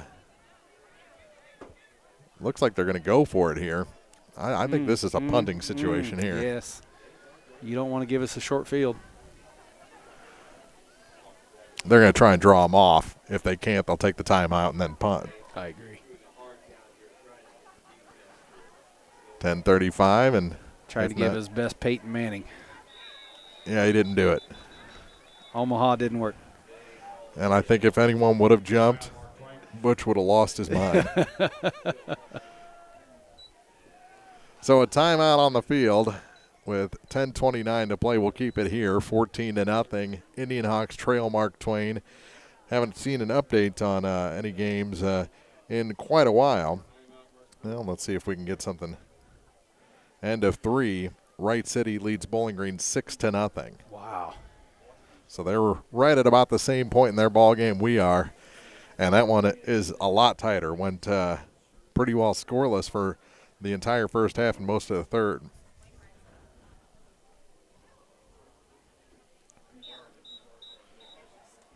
Still 1-0 Nationals, it looks like.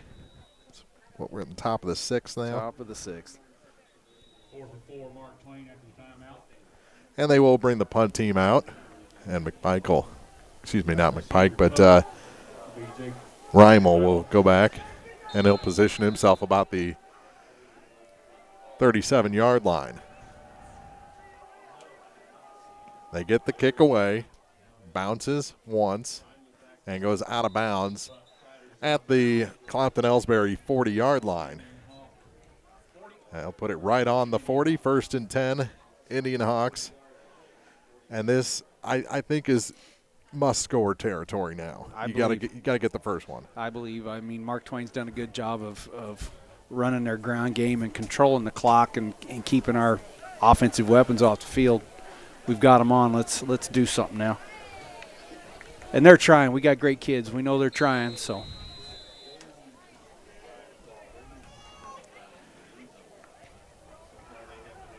It's almost a detriment on a night like this to only play one way because you get cold. Yes. And Yates, I think, has had a hard time. He's not wearing sleeves, and that one is incomplete. It looked like Martin had it and then was hit by Epperson and separated from the ball. Yep. So good defensive play there by Avery. 2nd and 10. Kyle and Zach ran a crossing pattern there, and just for a split second, Kyle was open. Boy, they're dropping 8 back now. Opens up the run game. It sure does. If you want to pick it apart a little bit, dink and dunk your way to first downs. They just got 3 up front. Yates scrambles out to his right. Now he puts the ball down. He's going to run. He's got first down yardage and runs out of bounds across the 50 into Mark Twain territory. And I think that's going to be there for him if he wants it. I agree. Mark Twain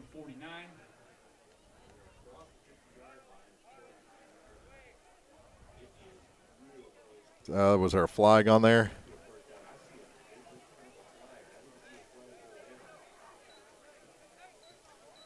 That play will be the Indianhawks. Now they picked up, if there was a flag, they picked it up.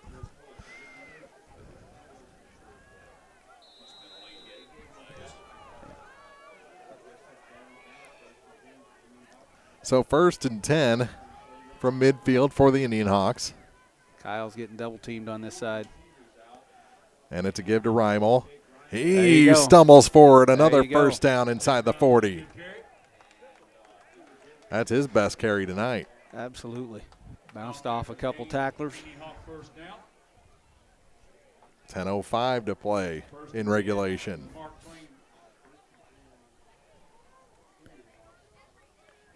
Well, continue keeping the spread out, and if they're going to drop 8 back, like you said, let's run and pick up 10 at a time. Do it in a hurry. 10 at a time is just as good as throwing the ball around, exactly. I think. Back to throw again is Yates. Pump fake. Now he throws it upfield, and it is into coverage and almost intercepted. It was batted up in the air, but it was going back toward the goal line. And the Mark Twain D-back couldn't haul it in. There was 5 players back in that vicinity, 2 Indianhawk receivers.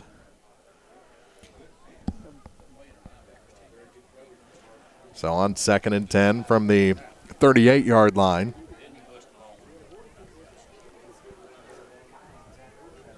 Clock stop, 9:33 to play.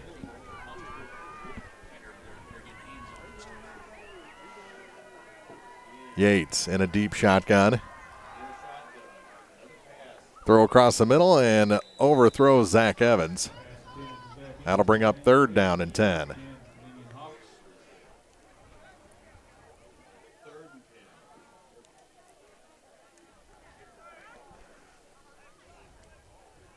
You were getting 10 yards at a time. Right. And now you've gone to a series of 2 straight passes.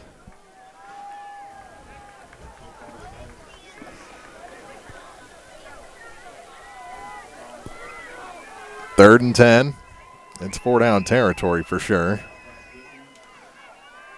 Here's Yates to throw. Sets his feet. Boy, he is just waiting forever. There's nobody rushing him because they're dropping so many people back. The throw was tipped, I think, and McPike wanted a flag, but they wouldn't throw it. I'm surprised there wasn't a hold as long as he was bouncing around back there. They began with 3 guys rushing, and one of them, after a couple blocks, he just decided to drop back himself. 4th and 10 from the 38. This is the ball game here. I'm almost wondering if that one guy that dropped back, the third rusher, he was just kind of spying on Sean in case he took off. On 4th and 10, Yates. Pump fake. Now he puts it in the air to the far side, and it is caught! Caught on the far side, and it's a touchdown for the Indianhawks. That's Landon. Landon Struess. Number 11 for the Indianhawks, and that's a 38-yard touchdown to start the fourth quarter. Sean on the pump fake got the corner to bite. Landon got behind him in between the corner and the safety. Comes with 9:09 to go in the fourth. 38 yards. And the Indianhawks will kick the extra point. Kyle Martin. That was good concentration on Landon's part because that kid was coming over, getting ready to lay a lick on him.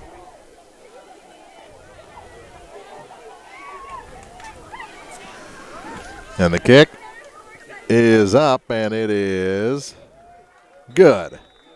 14-7. Clopton-Elsberry is on the board here in the fourth quarter, and we got a one-score game here in Week 7 on the Eagle 102 High School Football Game of the Week.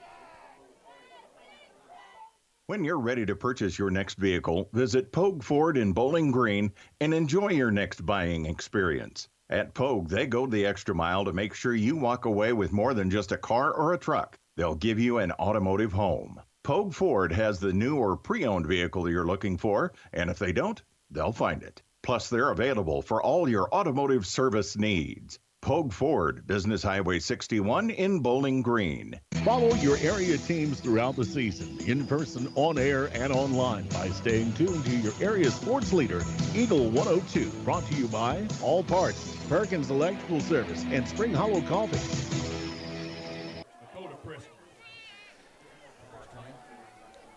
Again, a 38-yard touchdown pass to Landon Struess from Sean Yates, and it's 14-7 after Kyle Martin adds the extra point. Martin on to kick this one off, and he will kick it deep. Picked up by Mark Twain out to the 40-yard line and brought down about the 43, so good return. It wasn't a deep kick. No. All right, all we got to do is get a stop. Moss on the return. It's time to put on the I brought some batting gloves because they still work with touchscreens, you know. There you go. That's right. I actually suggested that to a couple of our receivers today. I've got 3 softball games scheduled for Sunday.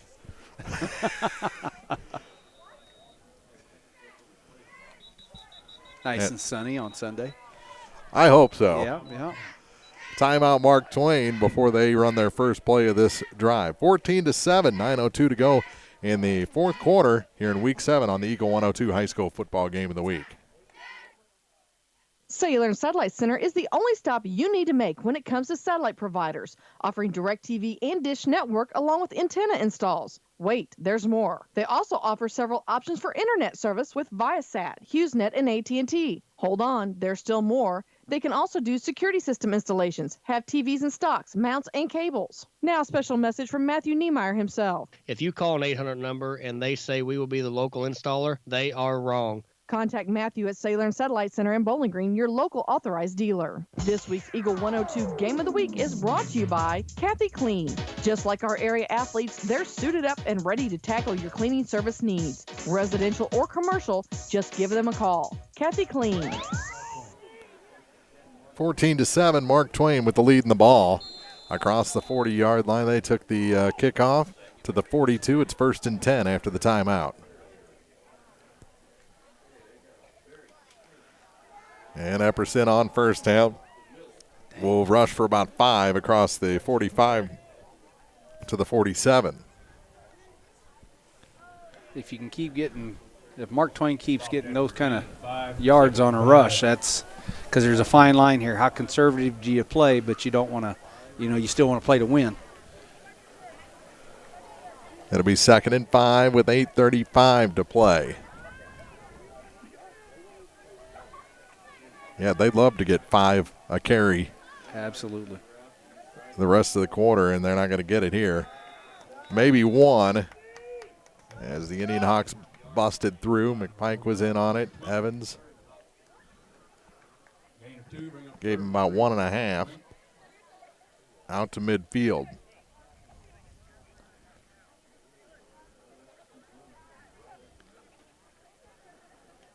Clock running, 4 minutes gone in the fourth. 8 remain. Mark Twain, I would anticipate they don't snap the ball till there's 5 or under on the play clock. Big third down, and they get the first. Good run by Epperson to move the chains and keep this possession going for the Mark Twain Tigers. 7:43 to play.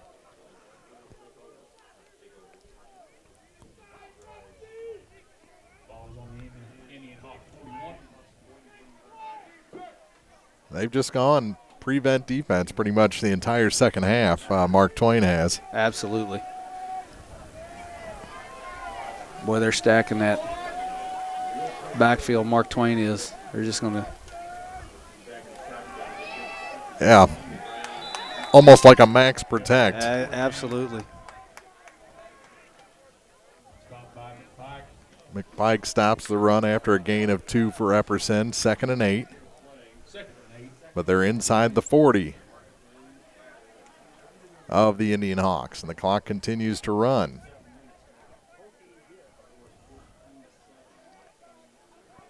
Be about 6:45 when they snap the ball left in this game. Clopton-Elsberry needs a big stop on this series.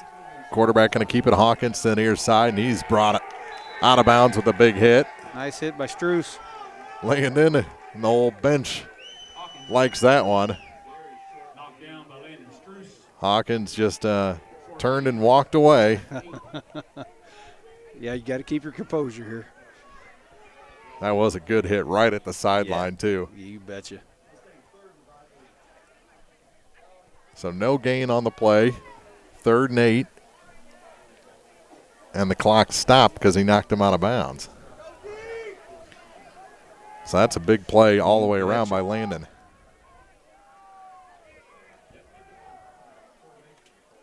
Running again, Epperson. He's got the first down and finally brought down in the secondary by McPike. But they moved the chains again. Fresh set down to 6.5 to go. That's a big play by Epperson huge, yes. and the Tigers.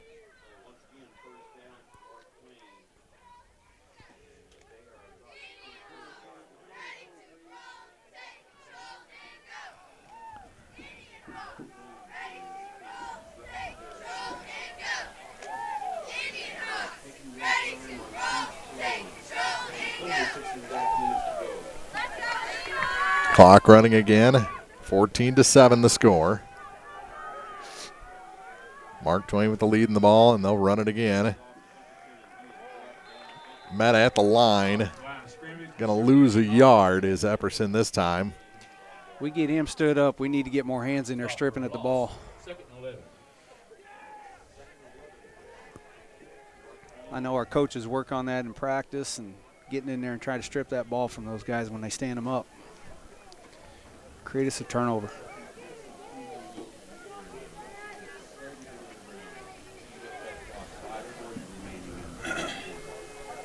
I've learned some new moves on that. I might have to teach those. And false start. False start on the offense.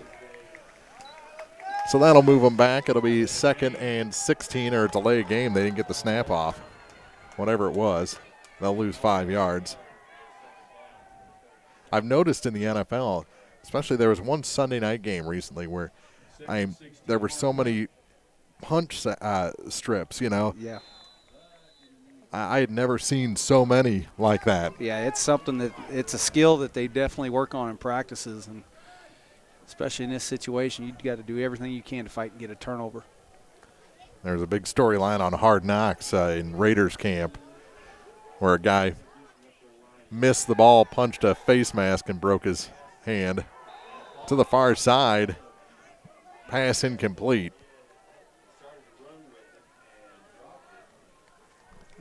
Kyle Martin separating from it. On the far side, never had control is what they're saying. Okay. 5:08 to go, and the clock stops.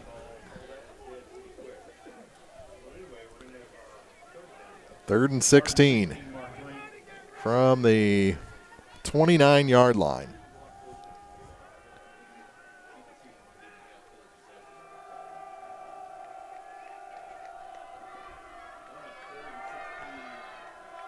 Big play for the Indian Hawk defense here.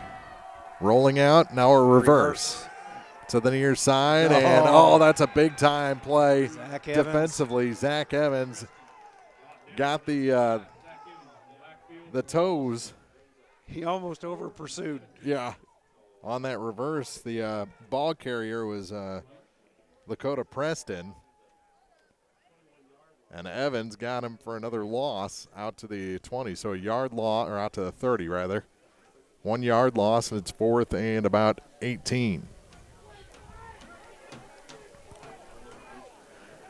And the clock continues to run. 4:30.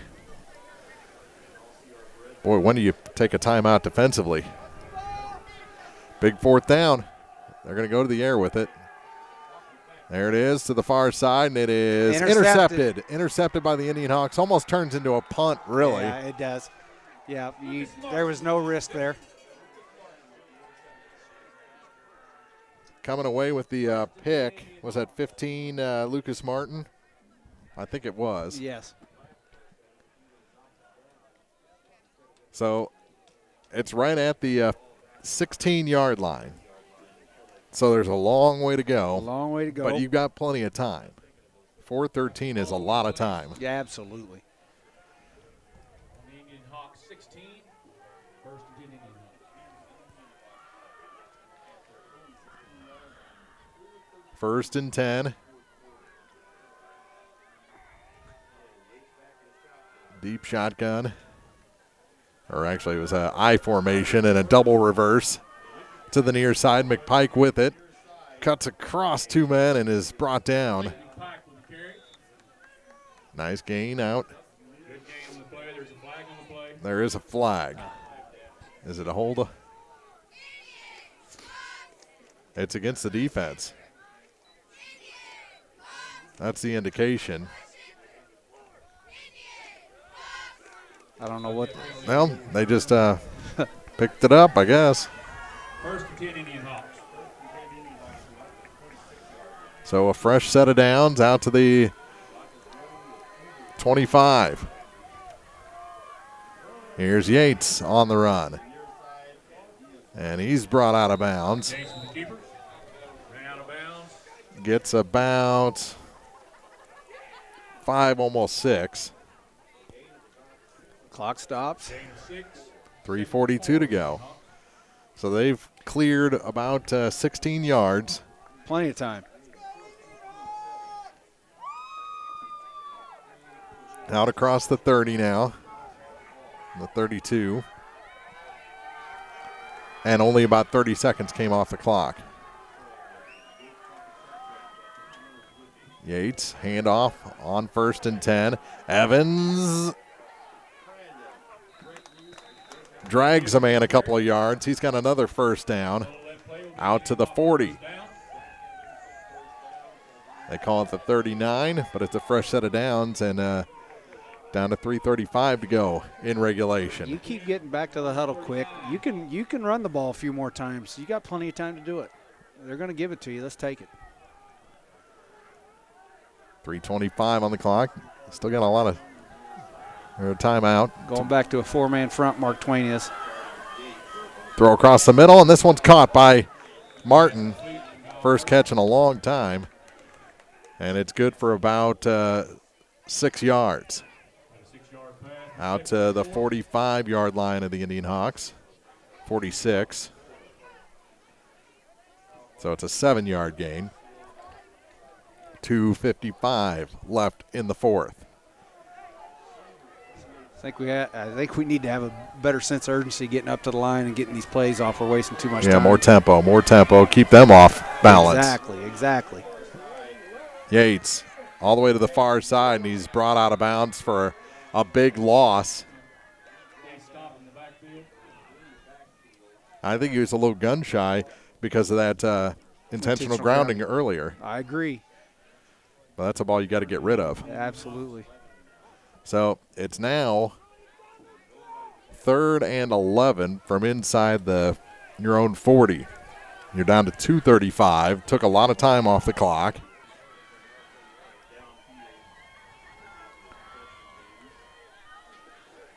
And hurts your field position. So big 3rd and long here for Clopton-Elsberry. 2 down territory at this point in the game. And they're running. Here's Evans. He'll get that yardage back and get very close to a first down across the 45 to the 47. And it's going to be 4th and a long 1, short 2, and now they say it's a full 2. Getting up to the line quick there. Can they convert? This is the game. This is it. Little trouble on the exchange. Getting away is Evans, still moving forward, but he's going to be stopped short. And it's a turnover on downs. Back to Mark Twain. And that should just about, one more first down, I think, and they can kneel this one away. Yeah. He gave everything he had to try to get through there. It looked like the – You got to get a guy coming up from behind you, push the pile the other way. Exactly. Looked like the exchange was a little shaky at the beginning. Yep, and that was all that the defense needed to swarm. Evans, man, he was dragging. He was dragging them guys along. Yeah. Just didn't have quite enough juice. So the Tigers will take over with 2:02 to play, leading 14-7.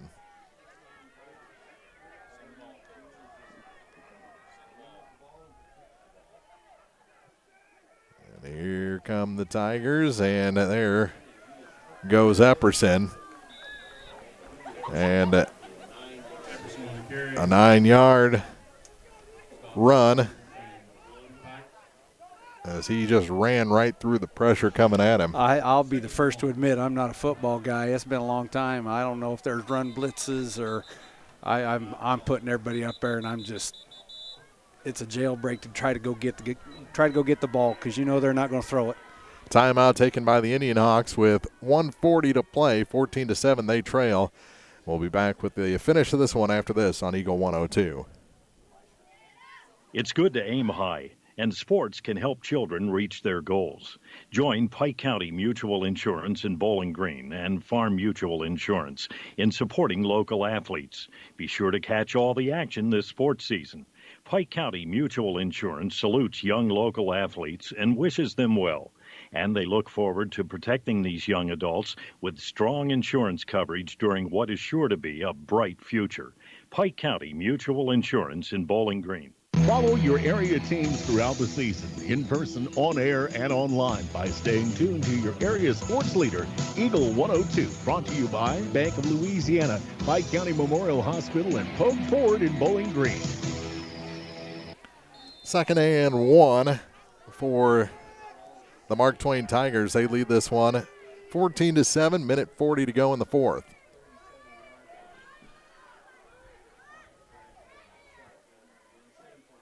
After the Indianhawk timeout, Epperson has the first down. Clopton-Elsberry can only stop the clock one more time. But there's a minute 35 to go, and they're getting deeper into Indianhawk territory. Yeah, they can run this thing. If we don't take a timeout, they can run this thing all the way down to a minute. He's got 2 left. 14-7.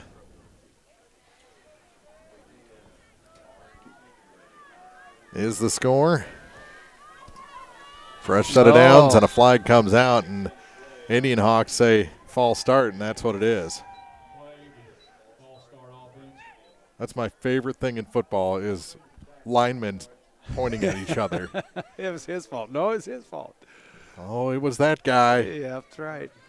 He made me do it. And this is the only place where that argument works. Exactly.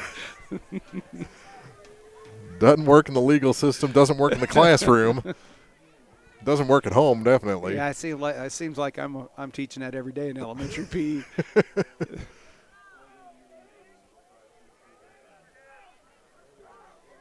So 1st and 15. Clock down to 45 seconds. Here's Epperson out the far side, and he is brought down very close to a first down. Gain of 15, and it is a fresh set. And that'll do it. We're down to 36.8 seconds to go. Mark Twain going to grab their 3rd win of the season, while Clopton-Elsberry is going to fall to 2-5.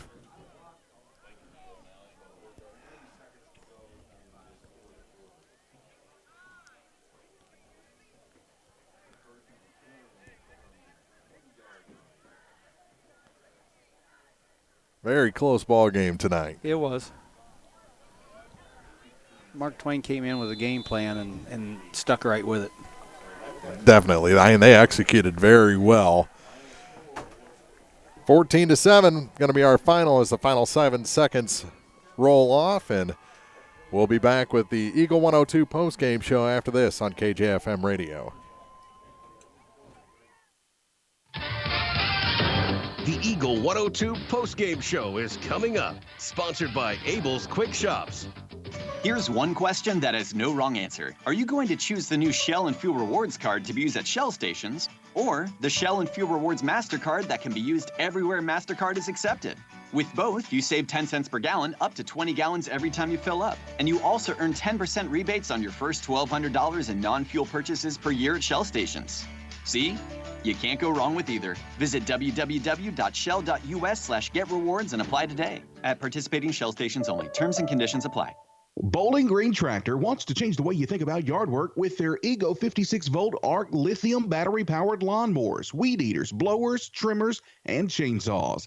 At Bowling Green Tractor, you can walk in and see for yourself just how easy these products are to handle. So easy, anyone can use them.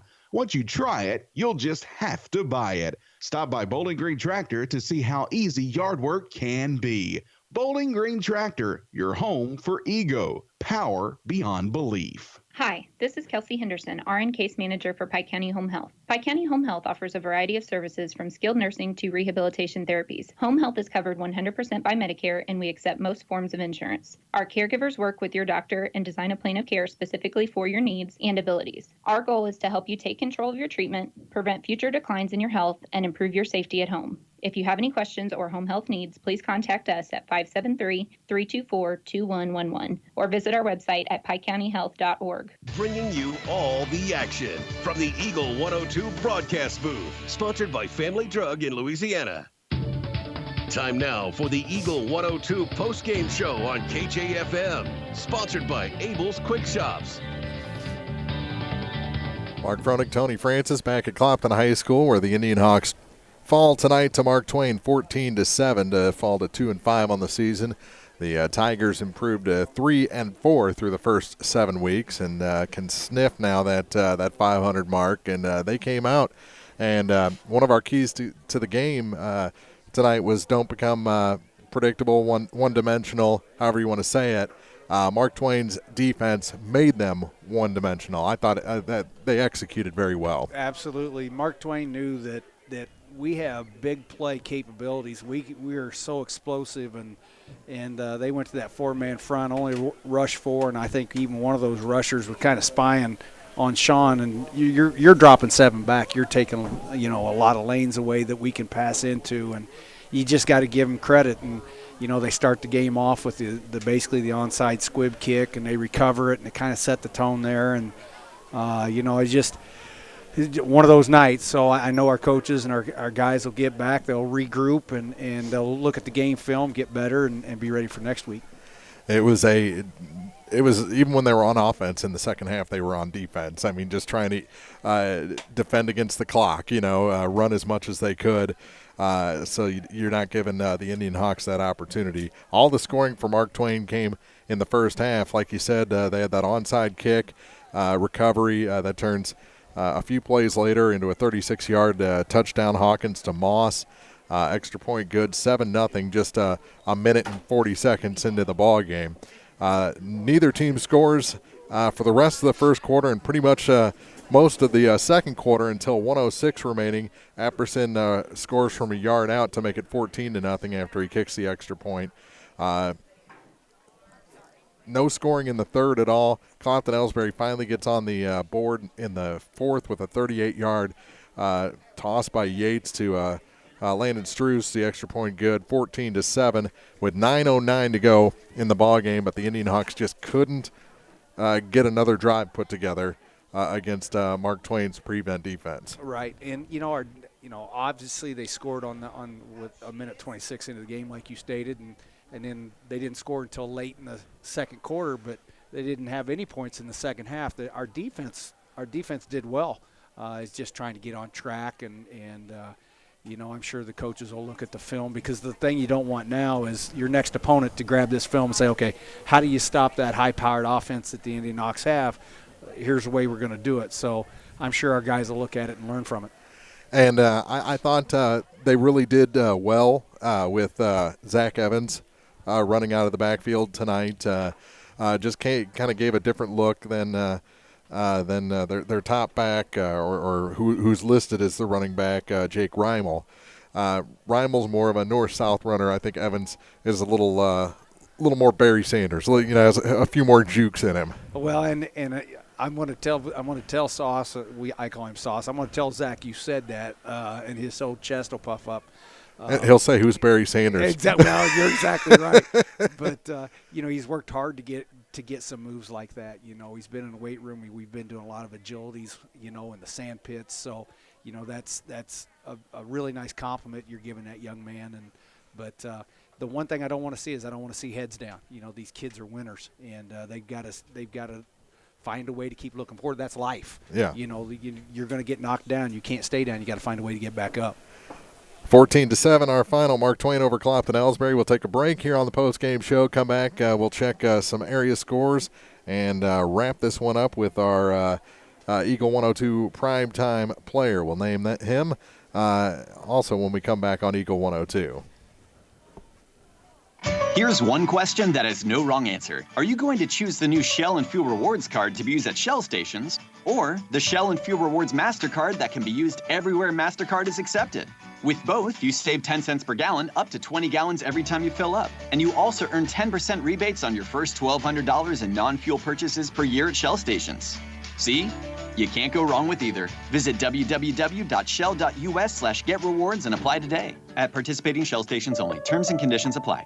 Hey, this is Tyler from Mid-America Auto and Towing. We have a constant rotation of new inventory, including cars, trucks, and SUVs. If we don't have what you're looking for, then we'll find it.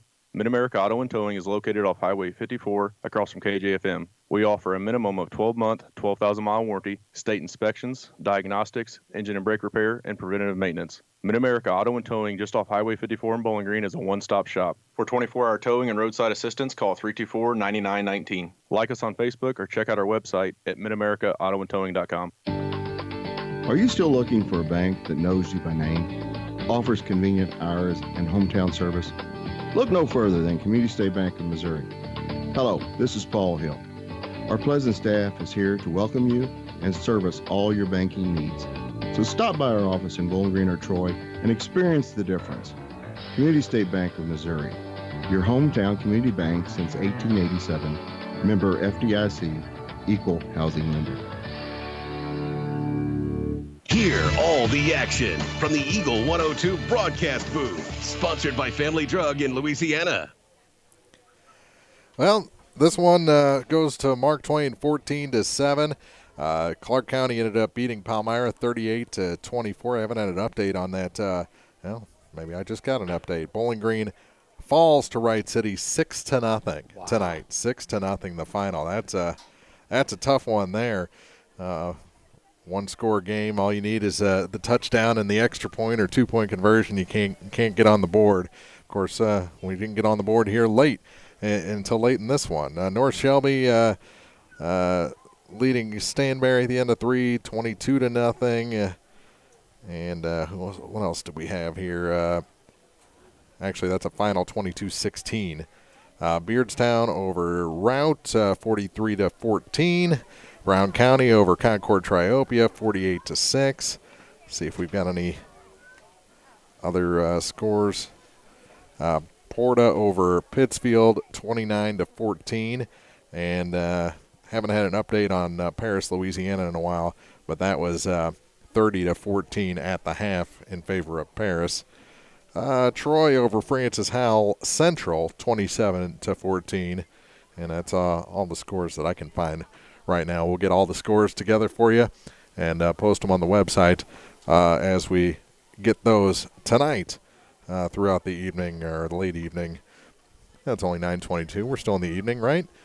14-7, the final in this one. Mark Twain over Clopton-Elsberry. Any final thoughts, Tony? You know, I'm sitting there watching the Epperson kid walk away, and he was talking to his folks down there who I actually taught and coached back in the early 90s. You know, I thought Epperson did a really nice job for Mark Twain late when they were trying to control the clock and keep the ball on the ground. You know, our guys, you know, they've been working hard, and I know they had high expectations, you know, coming into this game. They just need to take a look on the game film and see what happened. And figure out a way to get some. You know, Kyle Martin's got to get some more touches, obviously, for us. I absolutely agree with you with what they did putting Zach Evans in the backfield at the tailback position. Look at that. Let's get better and move on to next week. So you started teaching early 90s, you say? I started teaching early 90s. That makes me feel less old. That's when I was in high school. It was early 90s. I tell you what, I have all these elementary kids I teach. They always make me feel a little older than what I probably am. But, no, I got out of Culver in 91. I was actually on the 5-year plan. Could have went a few more years, but then I realized I had to pay for college. Yep. And so my first job, I was blessed to go to Mark Twain High School and coach several different sports, and a lot of great kids up there. And now it's, you know, to come here at Clopton, just great people here, and once again, humbled to be here.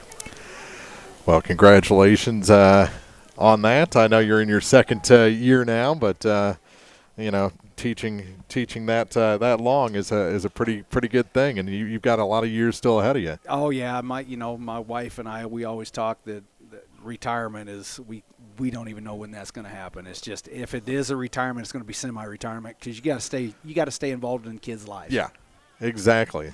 14-7, our final here. That'll wrap things up from Clopton High School. Nice homecoming night here for the Indianhawks. Unfortunately, they fall here to the Mark Twain Tigers by a final of 14-7. For Coach Tony Francis, Mark Brunick saying we'll see you next week for more high school coverage here on Eagle 102. You've been listening to the Eagle 102 Area High School Football Game of the Week.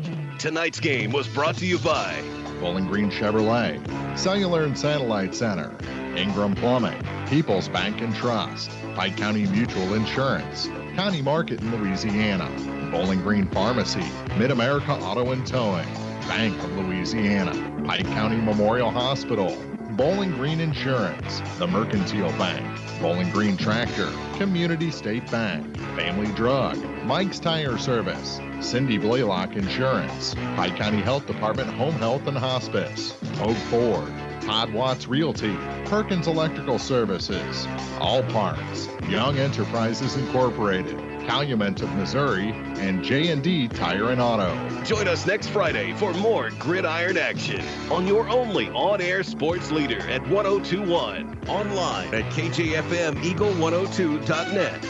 The Eagle 102 Game of the Week on KJFM Eagle 102.